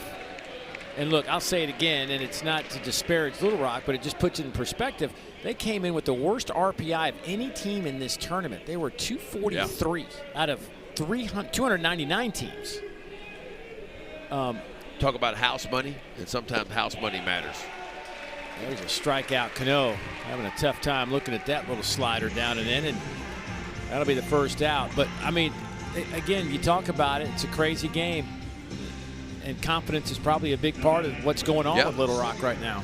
You start to win, and confidence starts to go through the roof. And while that was a tough game 1 for them in this thing, I think the day they had yesterday offensively really got them rolling. But again, I mean, look, you win 5 games in 4 days in your conference tournament, they had a lot of confidence coming in. That one sails over the head of Sammy Harris. Harris hit a home run yesterday, 0 for 2 today. Back-to-back starts for Sammy. Yeah, I mean, the bottom part of this Trojan lineup yesterday, we're talking about Cano, Harris, and Wilbanks, 8 for 16, 2 homers, and 9 RBIs.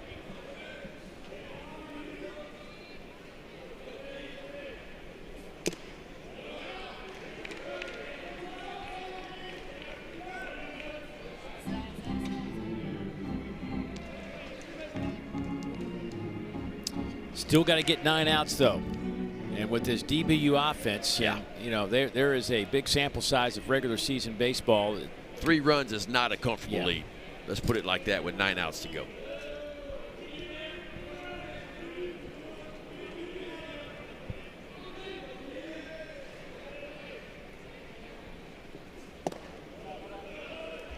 Georgia Tech's taking the lead 8-6 over Ole Miss in Oxford. And that's an elimination game. Well, I was looking at some video from that game earlier today. It is a packed Swayze.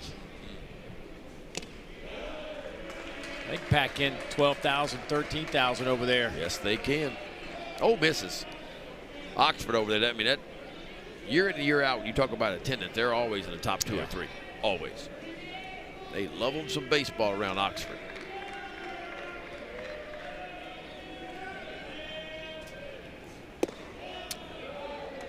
About this number, it's not exact, but it was over 3 million people watched SEC baseball this year at SEC stadiums. Over 3 million people went to these games. Well, the game continues to grow. I mean, it does. And I think it's because of the athletes that are starting to bypass pro ball, come to college. The talent on the field, I think, is as good as it's ever been. NIL certainly changed that. Guys want that college experience. That's a really nice move to the ball right there. Lefty on lefty matchup. He just kind of serves it to Sammy Harris to the backside. How do you hit a lefty? If you're left-handed, you got to stay on it and you got to stay through it. Sammy Harris, watch this, just a really good move.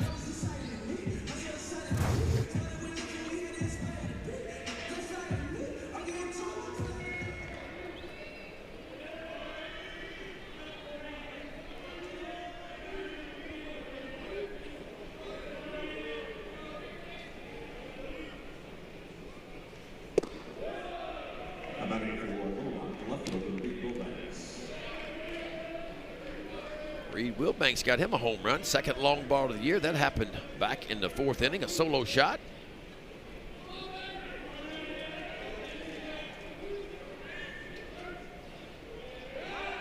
Oh, they got him picked off. And then Peters buried the throw to first. A stumble around the bag. Boy, that play there was a lot going on there. Mason Peters had him picked off. And just spikes it right in the dirt, right in front of Krause. And another guy goes down on the field. How about that? We've seen that 2 or 3 times in this regional. Maybe 4 or 5 times.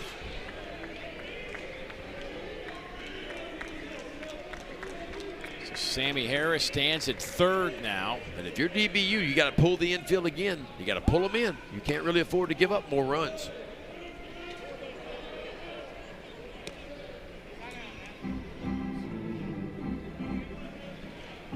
Chris Curry wants to call a little offensive timeout. He was trying to get a little safety squeeze working, but Wilbanks misfired on the bunt. Yeah, I wonder if somebody missed a sign right there. Maybe that's what this is about.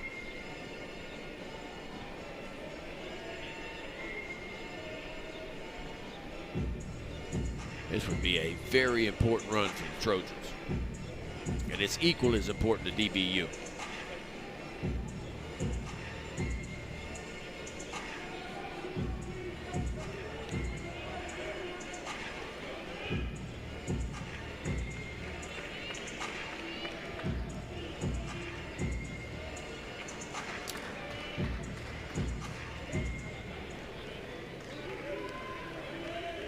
Infield in.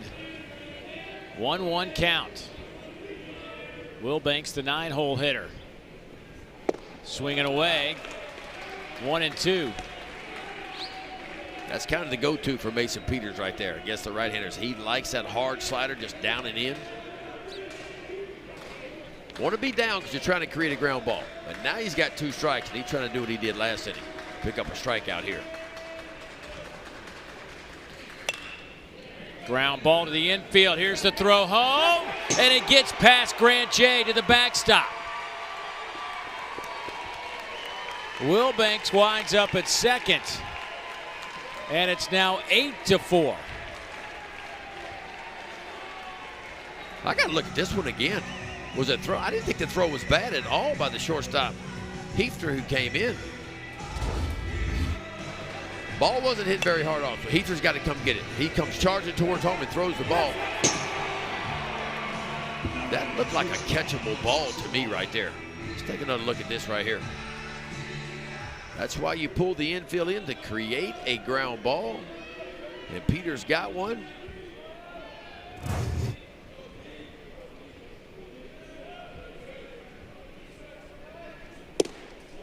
Boy, it would have been a very close play at the plate, regardless, but didn't look like a bad throw.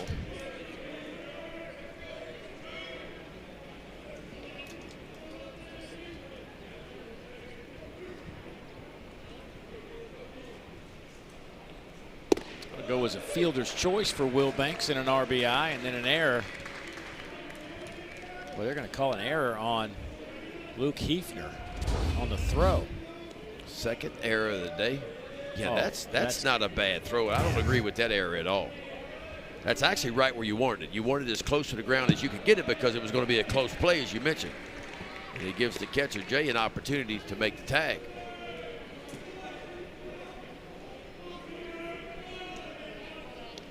I think he just took his eye off it for a second, seeing the runner come home. Simple as that.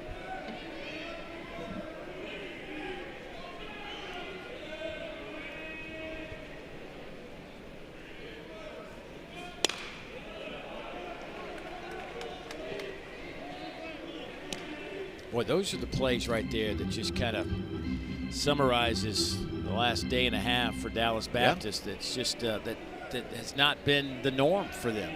I mean, 6 E's, 6 errors for them in basically a game and a half. The last game and a half. Top 10 in the country in fielding percentage. Yes.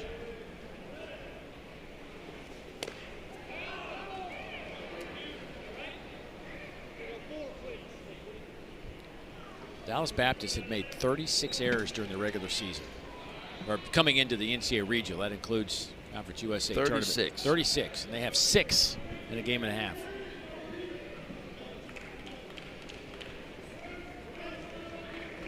And then you look on the other side, in the other dugout, and you're talking about a team in Little Rock who came in with 48 total home runs, and they got 4 today. Sometimes the game just doesn't make sense. Fouled straight back.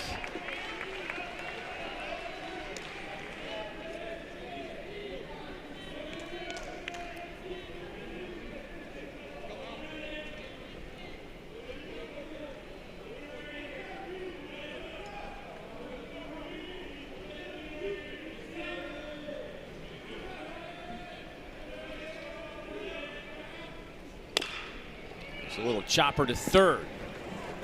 Talo across the diamond. There's out number 2.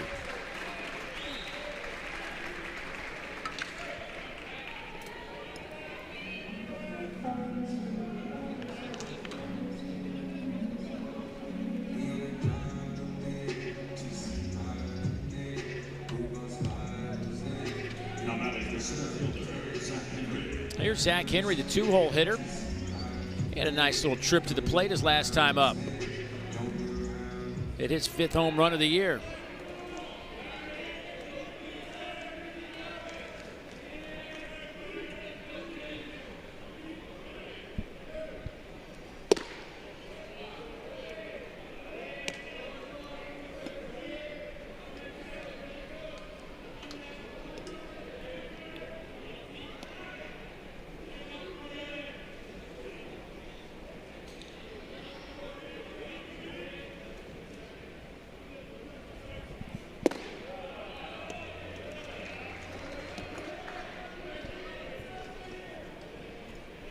Dallas Baptist on the year.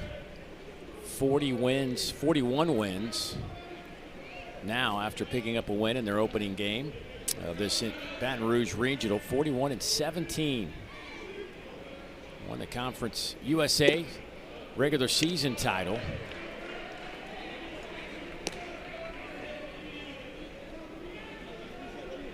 Boy, his name pops up all the time when job openings come up. Yeah. His name's always at the top of the list. But I tell you what, it's tough right now. He's coaching his boys. That's right. Yeah, and why wouldn't his name come up? You have that kind of success in a mid-major that DBU has had.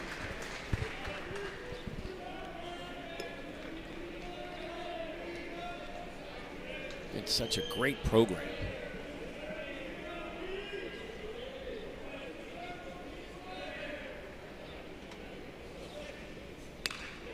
fouls that one off. 3-2 on Henry.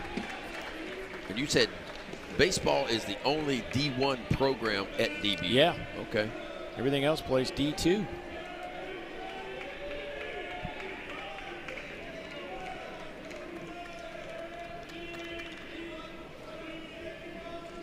Baseball programs like their show pony. Just parade that out there around the country. High chopper. Nobody there. Nobody there, and safe.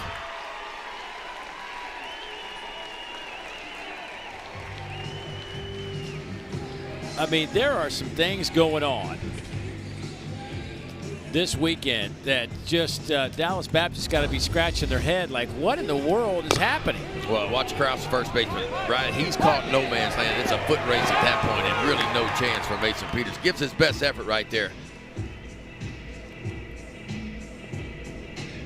Boy, I tell you what, he almost got there too. That is an outstanding effort. That's wanting to win right there. Whose play is that? That's a hard one because you see the ball as a first baseman, you want to be aggressive, but you also got to know where your second baseman is too. And Grady was there. Grady was there as second baseman, but somebody has to be at first base. But sometimes there are balls hit that's kind of in that Bermuda Triangle area where there's going to be nobody there. But what I would like to see is more of a verbal communication, maybe from Krause saying you, letting the pitcher know as he's catching the ball. Because if you can see when Peters caught the ball, he's ready to make a flip, but there's nobody there. Then he has to try to go. If maybe there's a verbal communication letting him know that you're on your own, you, maybe he doesn't hesitate and there's a chance of making it out over there. The effort from Peters was fantastic, but nothing to show for it except runners at the corners now with 2 outs. And here's Ryan Geck, the 3-hole hitter. Geck 2 for 3 today. His average up over 300. Boy, 6 homers on the year. This just feels like a big at bat for both these teams. If you're Little Rock, it's a chance to really break it open. And if you're DBU, you got to draw a line in the sand right here. You're already down 4. And as we mentioned earlier, you only got 9 outs to work with offensively.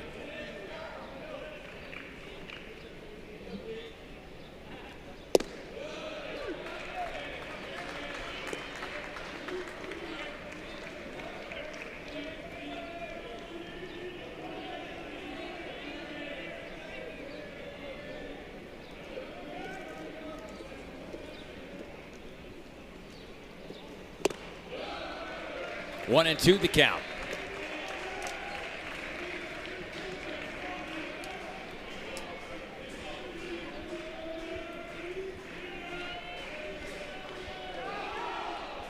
Trying to steal home and he got safe. Will Banks catching DBU off guard, and they pick up another run. It's 9-4, and Dallas Baptist going to challenge this, I believe, and why not? I thought he was safe looking at him. And again, where's the communication, right? If you're playing third base, Vitalo down there at third, he's got to be screaming, letting everybody know the runners are vacating and moving from third base. Watch this. Left-handed pitcher, so there's a chance.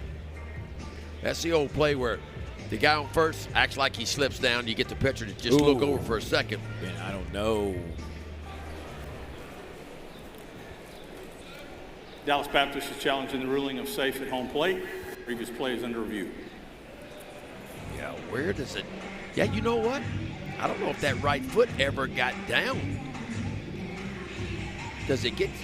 Watch that foot. Does the foot come up? Boy, it's hard to see the timing of the plate and the tag, and you can't see the plate, so it's hard to say. Right. And again, I mean, we could assume that maybe he got the tag on him, but that doesn't work in a replay situation. You got to have indisputable video evidence to overturn this, and let's see if there's something here. Did he get him right there? Yeah, he got him right there. That might be your best look right there. Because that looks like the beginning of the plate right there where that shin guard is. And if it is, he got him. He got him. Yeah.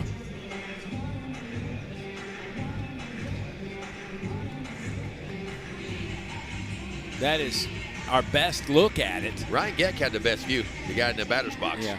I mean, he's all over it.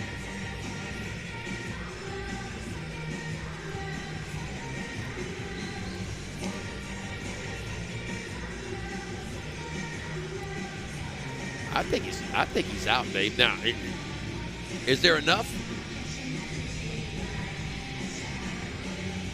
Look how close that is. That's the length of a spike. Close as it gets. Well, what a big moment in this game. Gosh, I mean, I could look at that 10 times and probably come up with 10 different thoughts.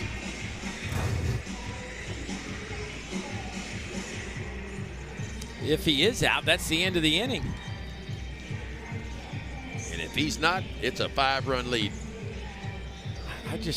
I'm going to lean to that they got him. It just looks like they got him. I don't disagree, but I don't know if there's enough there. We're about to find out.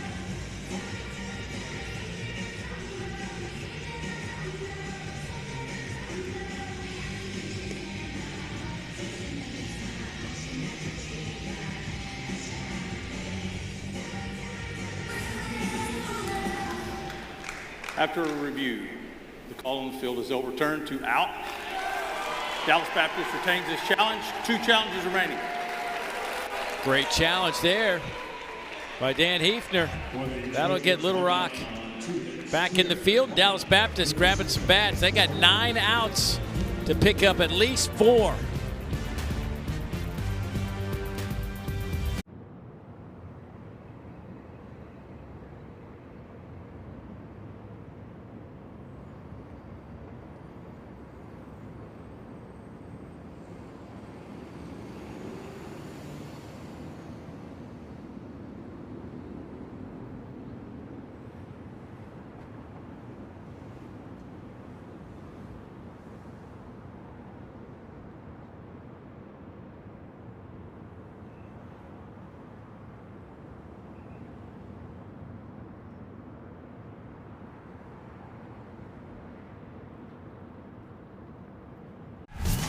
Your brain with Allegra versus some allergy medications during rush hour.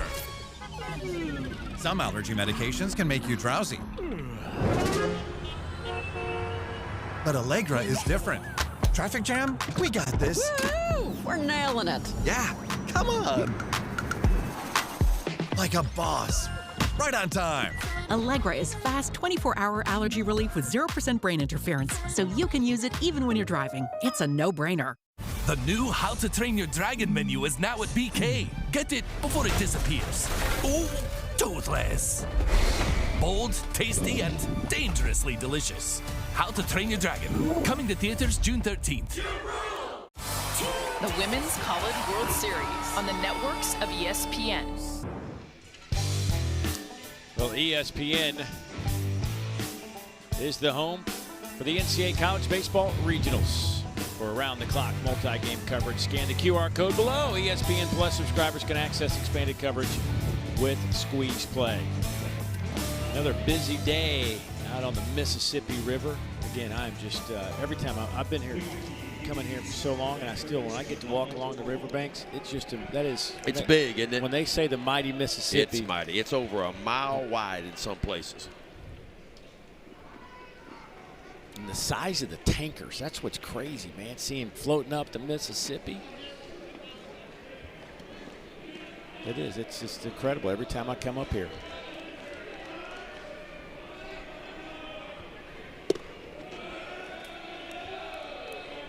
I'm not thinking it's something you want to try to swim across. Oh, no. If you were to jump in, if you were to be lucky enough to make it to the other side, you would not go straight across. You'd come up way down the waves. Right.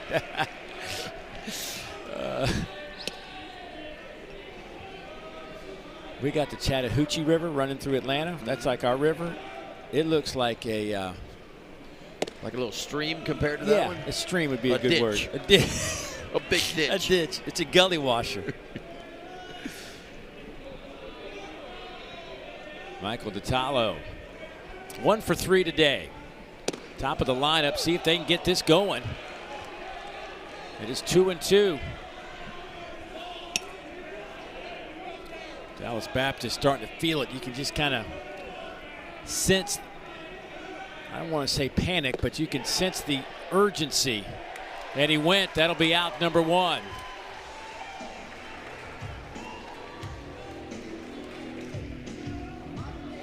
Little breaking ball in the dirt. Did he go?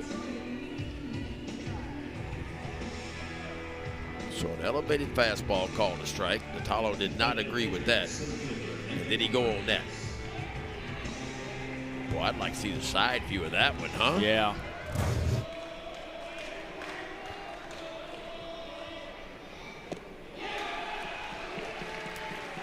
Well, that'll get you a base runner. Take him any way you can get him here in the 7th.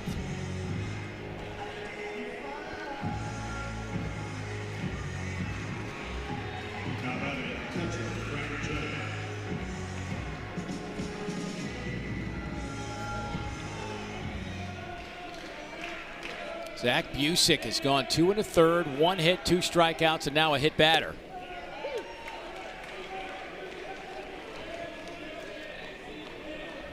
He'll face Grant Jay. He's 0 for 2 with 2 strikeouts and a walk. That one shot out to right, but right at Sammy Harris. A throwback to first, not in time, but that's 2 outs, and that's just kind of been the regional in a nutshell for Grant Jay. Did everything right. Good swing, on time, barrels it up, but unfortunately, I mean, 105 off the bat when you talk about exit velocity. Remember, anything 95 and above off the bat is considered hard hit at the major league level. That one, 105. And now Tom Poole trying to keep the inning alive. He's 1 for 3, average at 336. He could certainly turn on one here. 7 homers in limited play this year because of that broken hamate bone. Ground out, strikeout, and singled his last time up. Runner goes. Cade Martin, that was just a tough pitch to field. That almost hit Poole. So a stolen base to put Humphreys in scoring position. He's now swiped 20 on the year.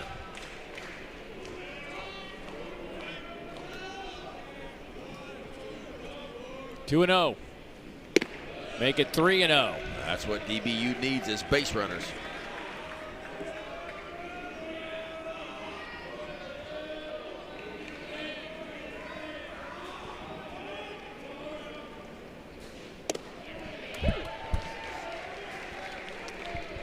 That was his second today, so give Humphreys, by the way, give him 21 stolen bases.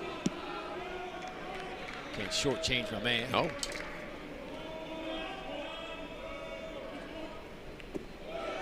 And now it's first and second.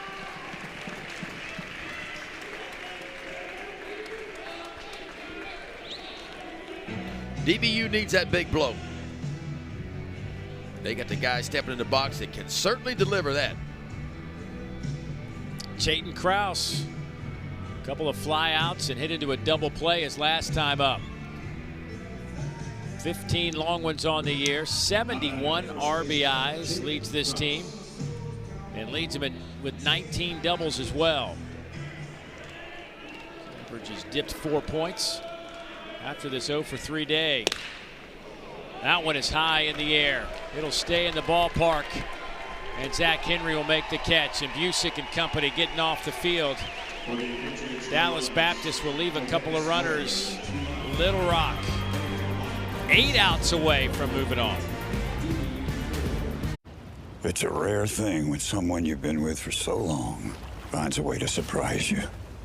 It's like discovering E-Trade's easy-to-use platform now comes with the power of Morgan Stanley. Mom can speak walrus?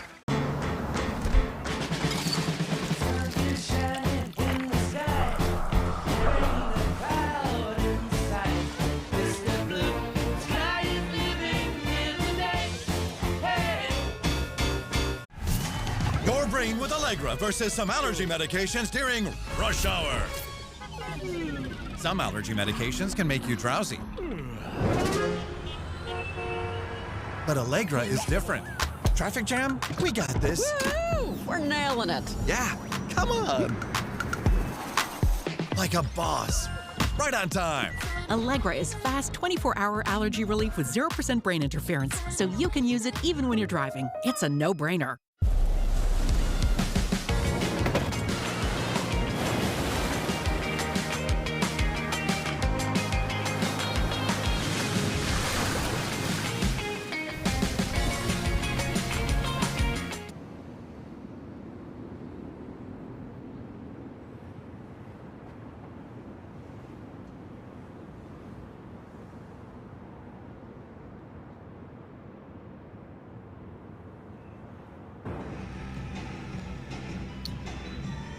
Boy, gorgeous day for some baseball at this Baton Rouge Regional. Winner of this one gets LSU, 9 o'clock Eastern time tonight.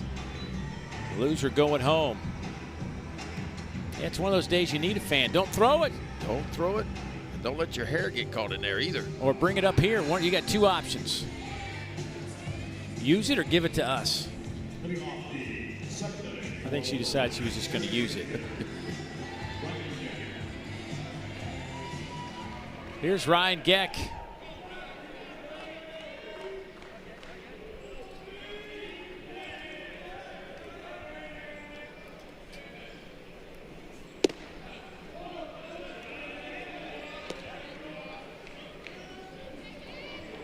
Mason Peters has worked 2 innings, given up 2 hits, 3 strikeouts, and no walks.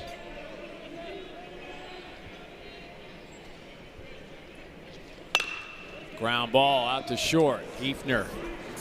Sidearm throw. Oh, good pick by Chayton Krause.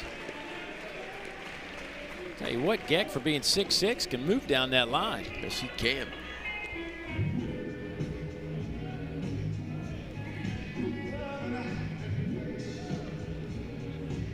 Now batting, third baseman. Ty Rhodes, 3-run homer back in the first, to fly out in a strikeout since then. If you're Mason Peters, you got to keep stacking zeros if you can. Give your offense a chance.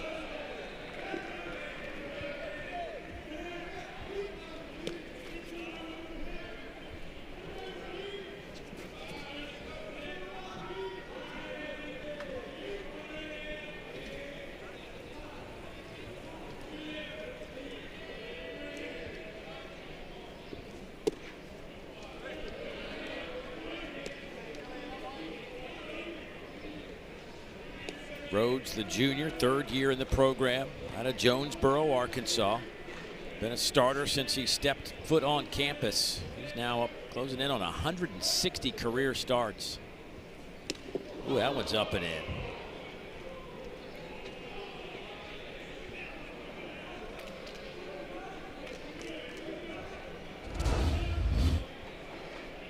Wow, watch out.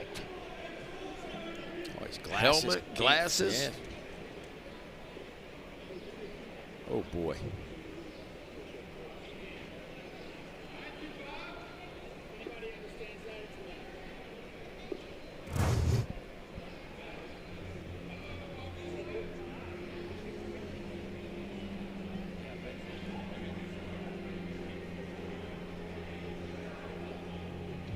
Says he's ready to go. Young man who transferred from the outfield over to third base.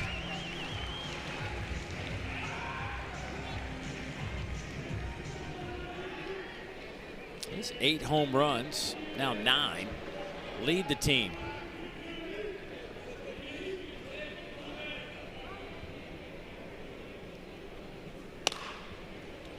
Off the fist, but that ball spinning like crazy. Tough throw, and got him at first. Ooh. You might want to look at that one.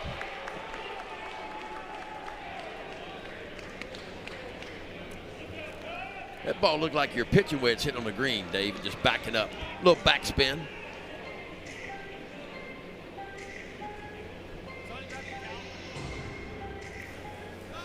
Little Rock is challenging the ruling of out on the field. The previous play is under review. I don't think there was any question from our look that he was safe. Looking at it live, I thought he got there. We're about to find out. Is he there? Boy, that's a long lunge, and yes, he is there. Yeah, this won't take long.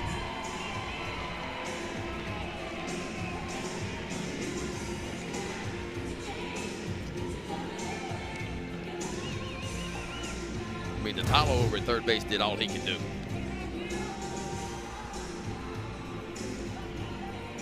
Thinking about his 9 home runs, which leads this team. It just makes me recall last year Tennessee had 5 guys that hit 20 or more. Yeah, think about that. And he leads Little Rock with 9. Little Rock's hit, what, 6 home runs in this regional so far?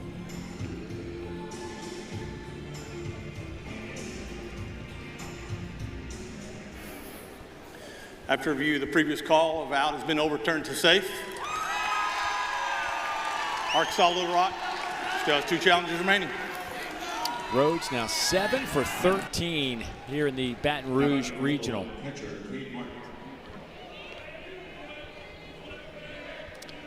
Now Cade Martin to the plate.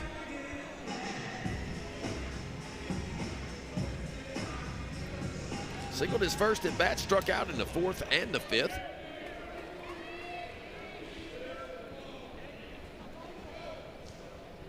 .306 on the year with 5 homers.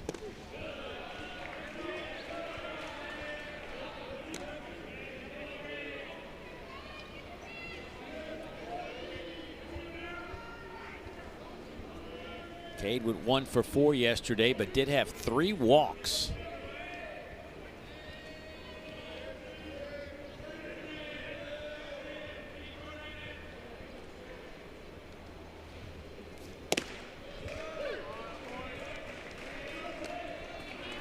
Little Rock and Rhode Island played a 4.5-hour game yesterday. I think we had over 400 pitches, I believe.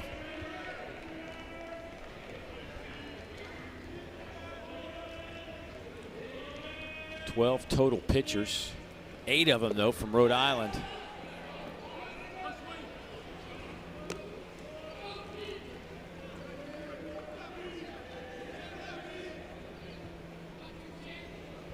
.32 runs, 32 hits yesterday.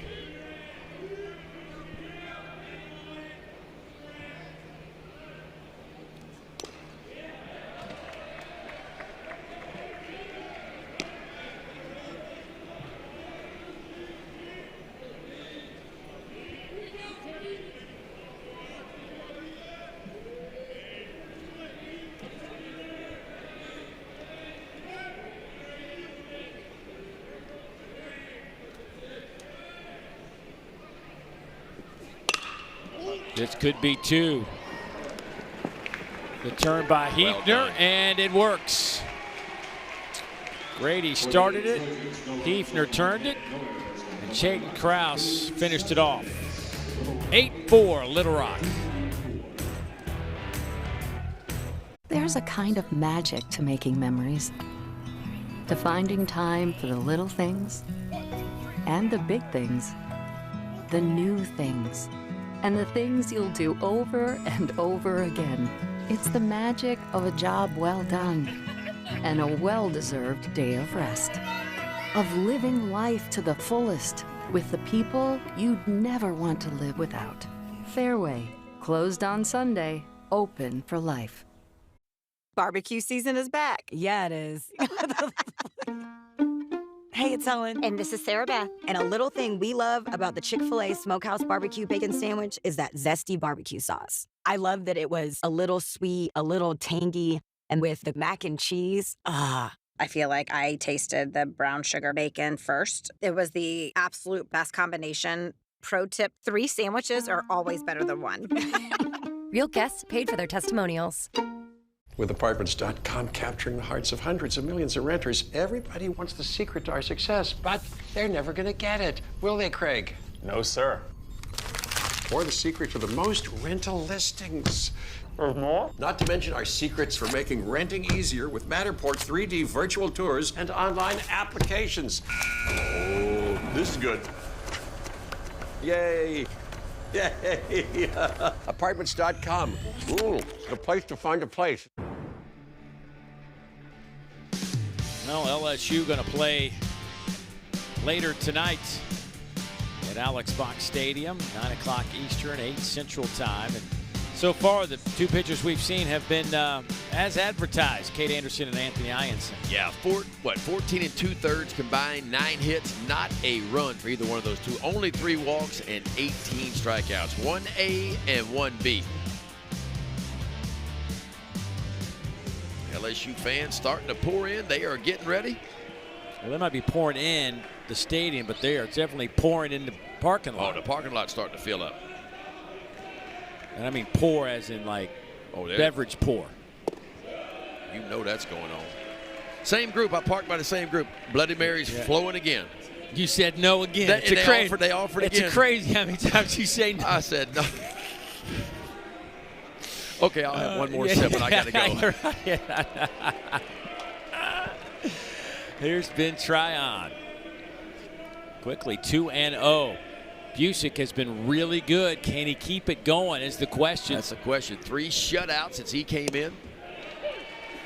Only allowed 1 hit to this point. No runs, 1 walk, and 2 strikeouts.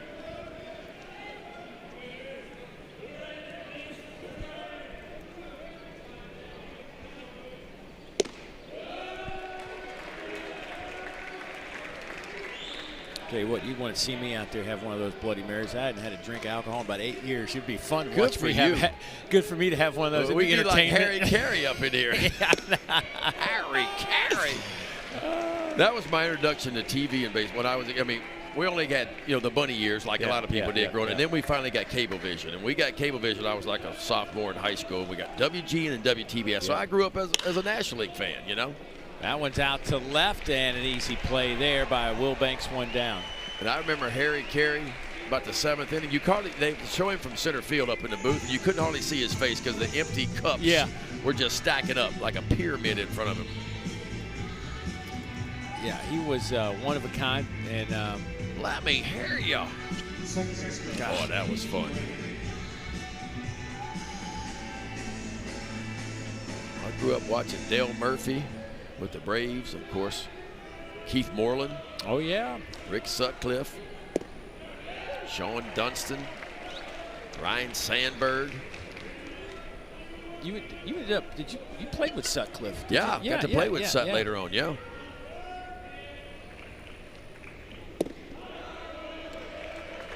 That's why it's a shocker when you get to the big leagues, because you start playing against guys you idolized and watched growing up, and all of a sudden guys step in the box, and you're like, wow,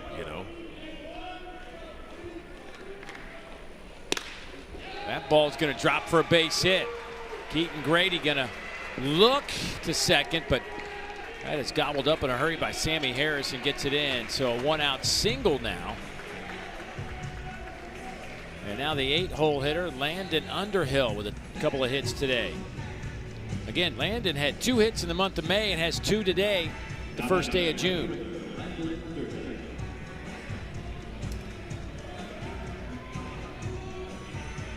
I remember my first spring training, Wade Boggs steps into some spring training game. We played the Red Sox. Boggs steps in the box, and Bob Melvin was the catcher. Yeah.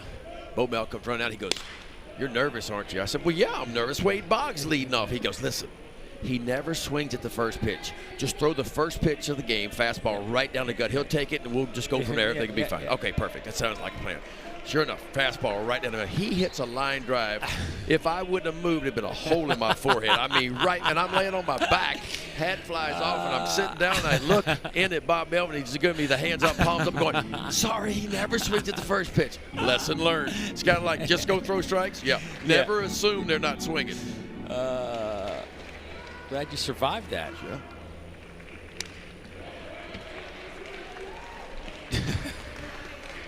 Lesson learned again. That's right. There just aren't guys like that. I think, the Wade Boggs of the world just could hit the ball, spray it over the field. Like, you just don't see those guys anymore. It's the game has changed. It used to be guys didn't want to strike out. It was embarrassing to strike out. But when Major League Baseball started paying guys $20 million a year to hit 25 homers and strike out 100, what's easier to do? Spray the ball or just try to pull it all the time and hit it over the fence? The easiest thing is try to pull the ball all the time.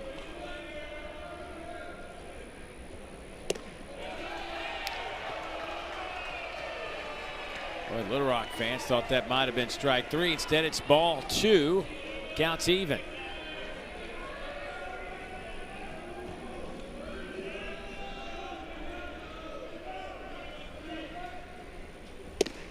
Misses outside, and it's full. Boy, you feel like this is a moment right here. Hefner's on deck. EBU's down to their final 5 outs.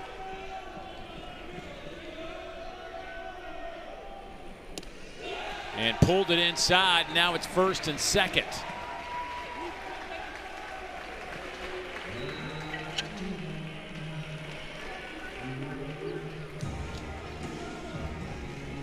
I think Blake Van Cleve is up there in that pen. Yeah, that is Blake.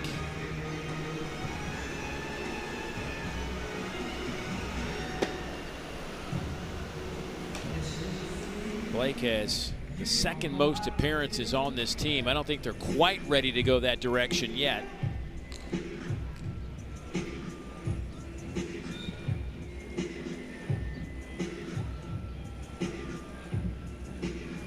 The best mustache at this Baton Rouge Regional. There are some good ones now. There are some really good ones, but that one takes the cake.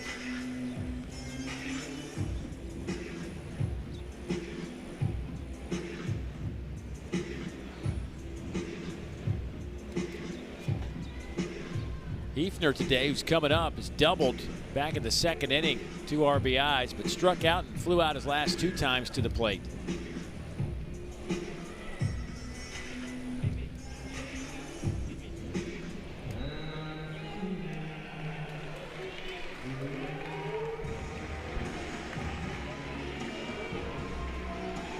Hefner this year, I mean, listen, he's a much better hitter than that number. That number was affected by his back injury, tried to play through it. But 4 homers and 20 runs batted in. First pitch he sees, fouls it back. Boy, he was looking to do some damage. Yes, he was. He was hunting that first pitch fastball, and he got one. He was trying to Wade. He was trying to Wade Boggs it.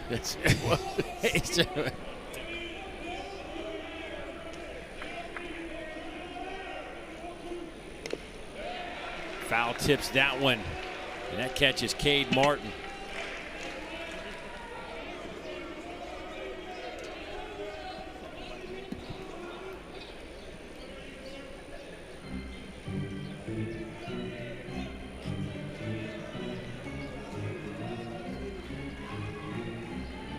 Ole Miss has come back and tied Georgia Tech. They are 8-8 in the top of the 6th.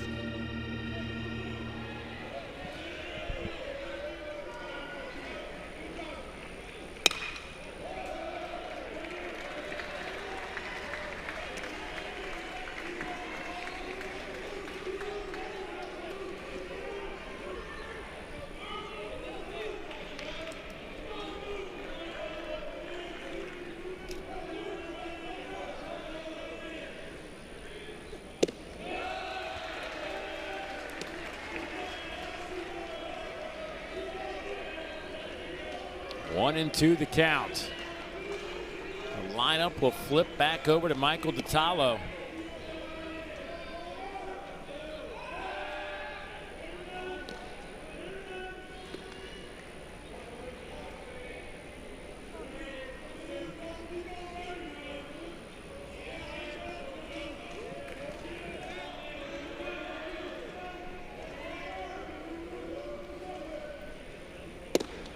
Called strike 3.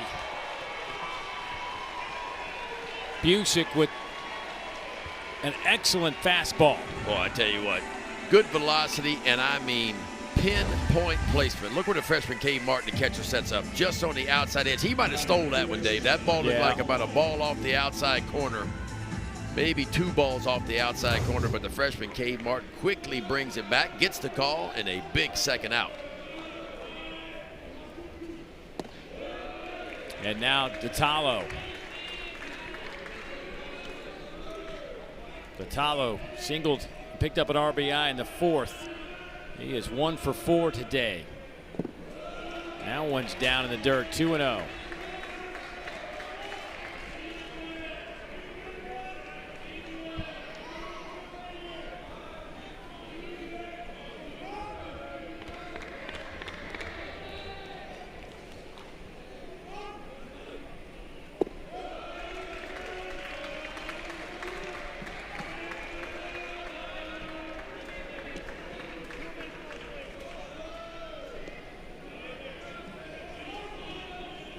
Nathan Humphreys and Grant Jay wait for their opportunity. They have combined for 36 home runs and 126 runs batted in. Well, a walk here will bring the tie-in run to the plate, and we're about to see it.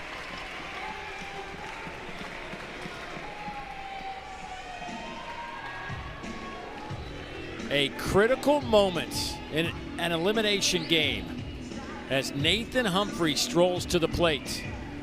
Let's see what Little Rock wants to do. Are they going to keep Busick in? Looks like they're going to give him a chance to work out of this. Well, here's Humphreys, 353 coming into today. His average has dropped 3 points, but he has 17 homers and 67 runs batted in and 17 doubles. And he misses again. It's 1-0. And he has a chance right here to sit on a fastball and try to hunt a mistake. And if he gets one, get your A swing off. And he does. 1 run is in. 2 runs are in. And a 2 RBI double from Nathan Humphreys, and it's now an 8-6 ball game. And traffic still on the bases for DBU. Yep, tie and run now out at second base in scoring position. Boy, Humphrey gets himself in a fastball count, and look, he gets one right down the gut, and he knew exactly what to do with that one. Just powers this one out toward right center field. And there was no doubt nobody's catching up to this one. They were 2 out, runners are moving. Center fielder Henry quickly gets it in. There's Humphreys at second base, a 2 RBI double. And now Grant Jay, big swing from Grant. He is 0 for 3 with 2 strikeouts today.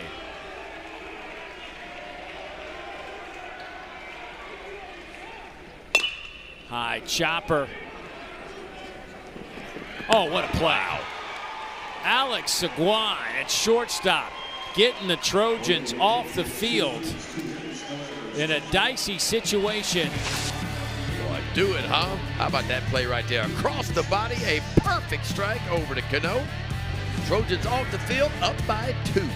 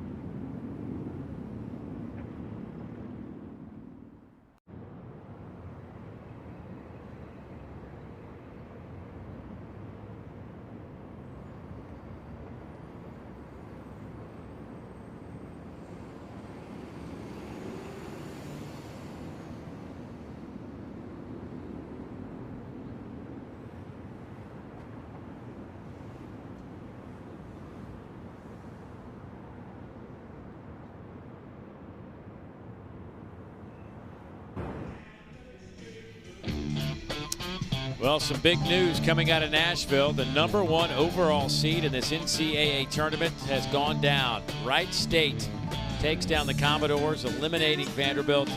Louisville beat them yesterday.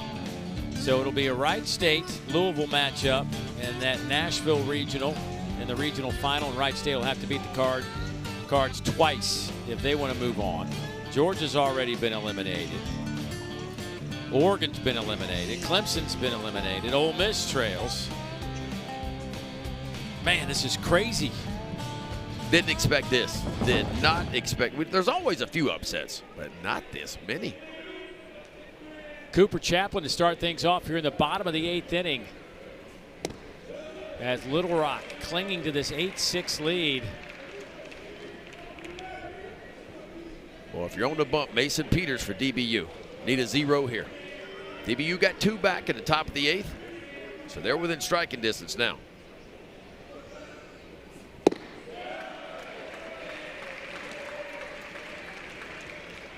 Well, they brought in Mason Peters to kind of slow this train down, and he has done that. He's given his team an opportunity. Peters has worked 3 innings, 3 strikeouts, no walks, gave up 1 unearned run.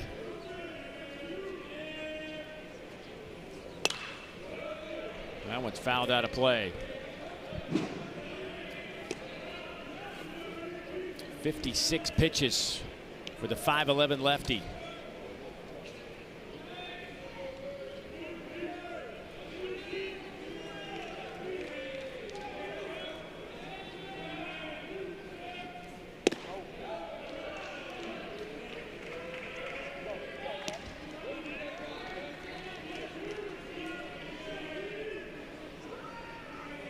This Little Rock team, you see that Marucci bat. Marucci, of course, based here in Baton Rouge. They went by there, factory. Guys got some new gear. Yes, they did.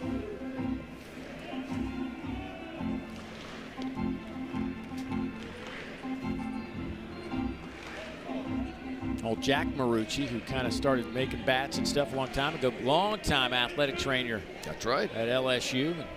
I got to know him at Florida State 30-plus years ago. That one's down in the dirt. Jay comes up firing. That's out number 1. But who knew Jack would turn making bats for a few guys that played at LSU into a massive business. Massive is right. The Cat X2 seems to be the new hot bat.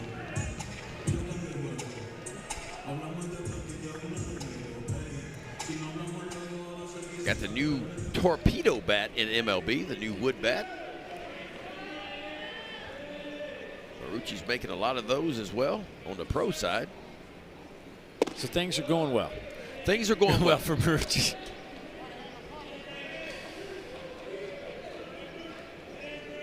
Georgia Tech now up 9-8 on Ole Miss in the bottom of the 6th. Angel Cano. 2-0. Angel 1 for 3, a couple of RBIs. That came on that home run in the 4th. That one's out to right. Underhill runs to the wall, keeps running. It's off the wall. Angel's going to stop at second base. His 3rd double of this Baton Rouge Regional. This kid can do no wrong. 4 for 6 yesterday, 7 RBIs, and he picks up right where he left off too. A little inside out swing, and this ball looked like a routine fly ball off the bat. But the right fielder Underhill kept drifting, goes up to make the catch. Oh, just missed it. Boy, what an effort it was by him. How about Cano? 6 hits, 3 doubles, 2 homers, and 9 runs batted. Yeah, just kind of doing my thing, you know. Putting the show on for the folks back in Cartagena, Colombia.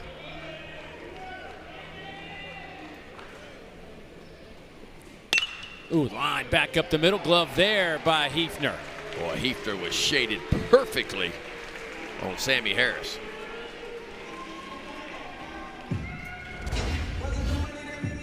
I mean, look where he is out the shortstop position. Hefner, ball slicing slightly back toward him.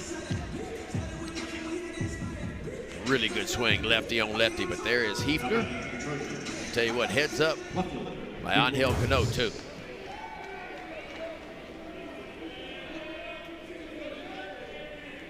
Reed Wilbanks with 2 down. That one's out to center, and that's going to drop for a base hit. They're going to put the brakes on Cano, who is not exactly going to be leaving some smoke down the base pass. No, and it looked like he didn't have his steps right when he was coming around third base. Because it looked like Matt Parker, the third base coach, was going to send him. But watch him right here. Watch this right here. See, he had to jump to catch the bait, and I think when he had to jump to get on it, he kind of threw his rhythm off a little bit, and they shut him down.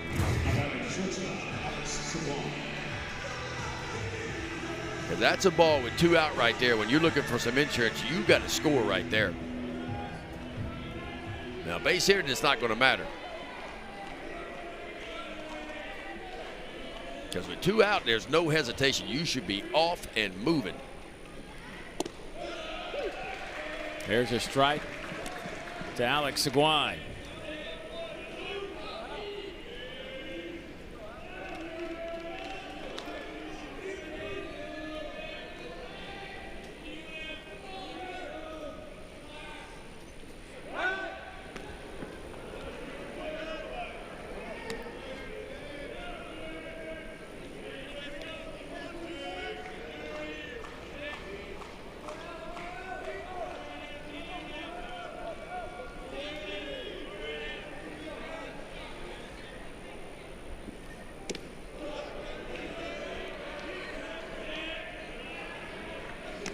Grant Jay's been pretty active back there behind home plate for DBU.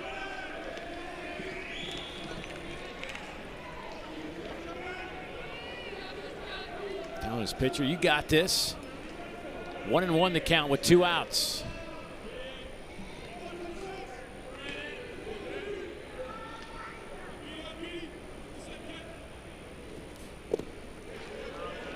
Two and 1.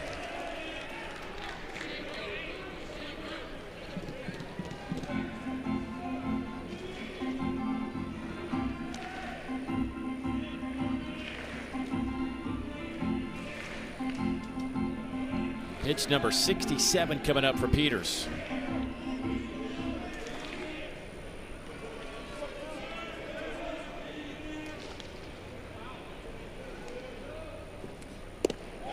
Nice breaking ball, huh? 2-1 count, got to throw a strike. Lands that breaking ball to even the count 2-2.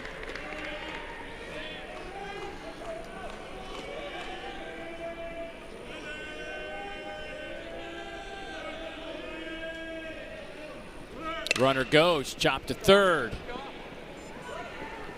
Play made there by Ditalo.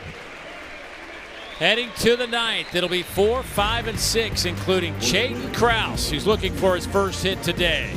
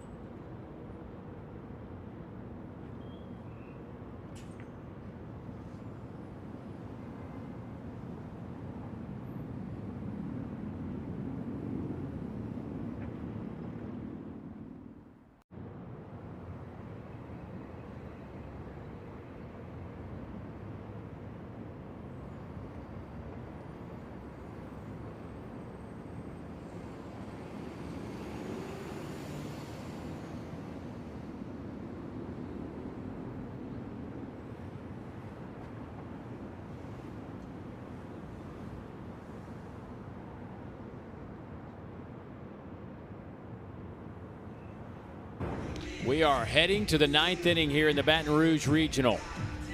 The 4-seed Little Rock Trojans tried to take down 2-seed Dallas Baptist. And they have a 2-run lead And Dallas Baptist with 3 outs left to try to figure out how to keep this one going.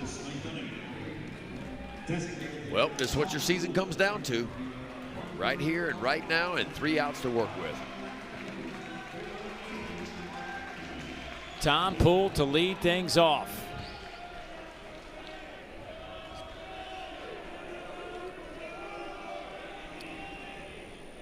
First pitch he sees is up in the zone. Tom Poole, the senior transfer out of Calgary, Alberta.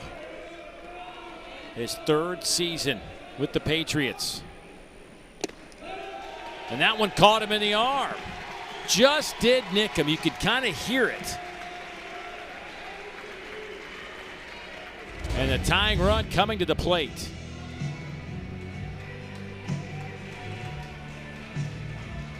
Yep, caught that little elbow guard. It just grazed it, but it counts.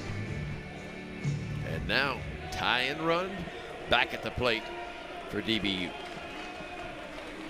And Chayton Krause looks at ball 1.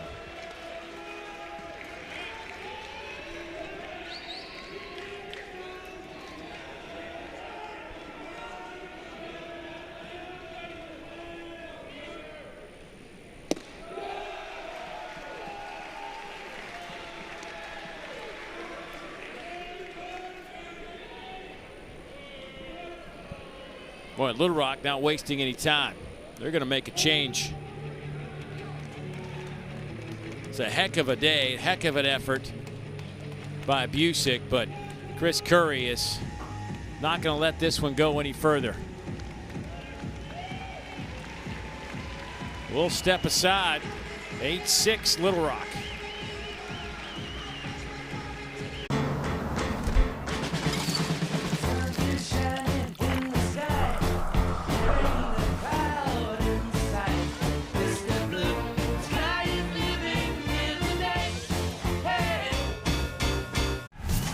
Your brain with Allegra versus some allergy medications during rush hour. Some allergy medications can make you drowsy. But Allegra is different. Traffic jam? We got this. Woo! We're nailing it. Yeah, come on. Like a boss. Right on time. Allegra is fast 24-hour allergy relief with 0% brain interference, so you can use it even when you're driving. It's a no-brainer. Fire it up. The all-new Dragon Flame Grilled Whopper is here at BK. Bold, juicy, flame grilled, and ready for adventure. Experience a new kind of flame at Burger King. How to Train Your Dragon, coming to theaters June 13th. Well, LSU will await the winner of this one, and we are far from over. We're in the 9th inning, but some traffic for Dallas Baptist right now, trying to make a comeback. The winner of this elimination game will play again tonight, 9 o'clock Eastern time, 8 Central, in a regional final. Whoever gets out of this one will have to beat LSU twice.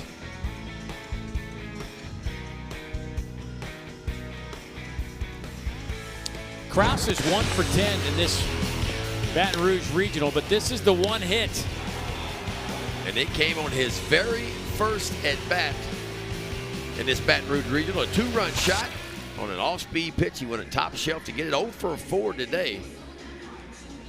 And he will face Blake Van Cleve, who pitched yesterday against Rhode Island. Pitched 1 inning, gave up 2 runs, walked 1, and struck out 2. Van Cleve on the year making his 24th appearance of the year. One of those appearances has been a start, but pretty much a reliever all year long out of Plano, Texas.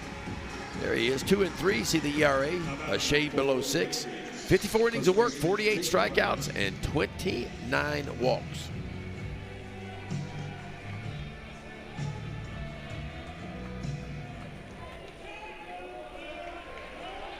Big moment, 2-0 for Van Cleve as he enters this game against Chayton Krause. Starts him off with a strike. It's 2-1. Listen, we're going to bring you in the 9th. We're going to have a runner on. We've got a 2-run lead, and we're going to give you start you with a 2-0 count on maybe the best hitter in this lineup. And we know you pitched yesterday, but hang with him. Boy, he's off to a pretty good start there. Just pumped 2 heaters right in there.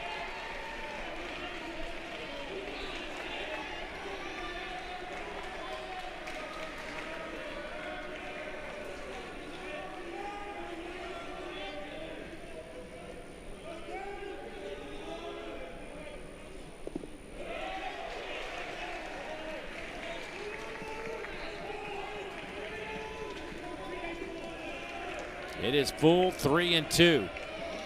Go ahead run. If Kraus can reach, will come to the plate in the form of Ben Tryon. We'll see if that is the case after this pitch.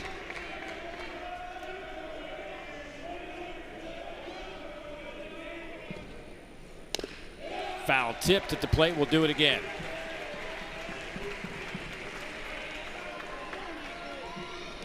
Again, Little Rock. An amazing story trying to stay alive here. A team came in with a 25-33 overall record.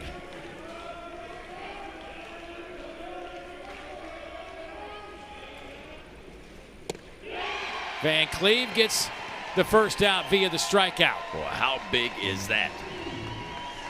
Nobody out, runner on first, inherited a 2-0 count on the batter. He comes all the way back, throws a perfect fastball down and away for the first out here in the top of the ninth. And now it's Ben Tryon.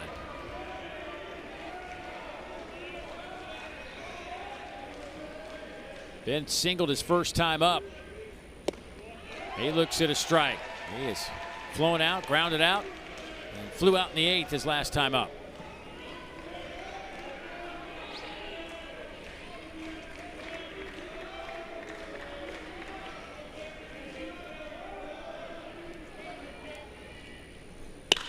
Sharply hit, glove there by Cano, steps on the bag, and this one is over. A double play to end it. Wow. And Little Rock will live to play another game. Well, that man right there. Head coach Chris Curry pushing the right buttons, brings Blake Van Cleve in, and he gets it done. And Cinderella is alive in the Baton Rouge Regional. DB, you can't believe it. For the Trojans is Hunter Roy. His record is 3-2. The save goes to Blake Van Cleve, his third save this season. The 4th-seeded Trojans take down the 2nd-seeded Patriots. 8-6 the final score. And Tryon absolutely smoked that ball down to first base. He hit it as hard as you could hit one, but who else other than Angel Cano, who the last 2 games offensively has been unbelievable. Just a backhand line drive, picks it. That ball hit 100 off the bat. Watch this, bounces off the bag, backhand side, and he knew right there the game was over. Kind of fitting that Cano makes the catch after what he's done at the plate. 9 RBIs for Cano in the last 2 games. And Van Cleve comes in, gets it done. So that sets up a regional final tonight. Little Rock will get another chance at LSU. They were shut out in the first game against the Tigers to start this event back on Friday afternoon. That'll be coming your way 9 o'clock Eastern time. Well, our Capital One rewarding performance features the long ball. Yeah, and why not? 4 home runs today by the Trojans. That ties their season high in home runs. And I tell you what, it started early with Ty Rhodes, a 3-run homer in the 4th inning, get a 2-run shot by Cano. Will Banks, a solo shot there in the 2nd. And in the 5th inning, Zach Henry got in on the action. So the Trojans, 6 home runs in 3 games. Big time performance. Well, Ty Rhodes, the Little Rock third baseman with a home run today, a couple of hits, joins us down there on the field. Ty, take me through the emotions of this regional for you guys. To be honest, it's pretty crazy. There's just nothing like postseason baseball, and it's just a wild ride of emotions, like y'all know, you know what I mean? Think about what you've done the last 2 weeks. I think you're now won 8 of your last 9. Nobody really expected much from this team. You snuck into your conference tournament. What has gone on with this team since postseason play started? To be honest, we've just been playing with house money, not playing with no fear, just going up there and getting after it, looking for a good pitch to hit, put a good swing. Pitchers going up there, just competing in the zone and just playing free, playing loose, and just whatever happens, happens. Speaking of pitchers, how about Zach Busick and his effort today, man? He goes 4+, gives up 2 runs, man. Gives you guys a chance to score some runs. He was really big. Dude, That was huge. That was huge. He stepped up big time for us today. He really did. Proud of him. Hey, listen, man, you got to turn around and get another shot at LSU. I mean, that's why you want to play this, right? Oh, yeah. No doubt. So what are you guys going to do between now and then? You have any idea? To be honest, I have no clue. I have no clue. Thought about it. Get a bite to eat, huh? Yeah. Get a bite to eat, hydrate, and get ready to go again. That's right. All right, That's congrats. right. Go enjoy this one with your team. Thank you, Ty. Yes, sir. Thank you. Very calm. Very calm. I think we're more excited. I think he's in shock in some ways, you know. But hey, good, look, good season for DBU. Yeah, though. I think you say. I mean, tip of the cap to DBU and Dan Hefner. I mean, another outstanding year. 11 consecutive regional appearances, 13 out of 14. So DBU will be back, man. I think they're one of the best mid-major programs in the entire country. Yeah, some great arms coming back for them next season. Tough way to go out, but Little Rock's going to play tonight against LSU. For Ben McDonald, I'm Dave Neal saying so long. Hope to see you tonight at 9 o'clock Eastern Time for the regional final.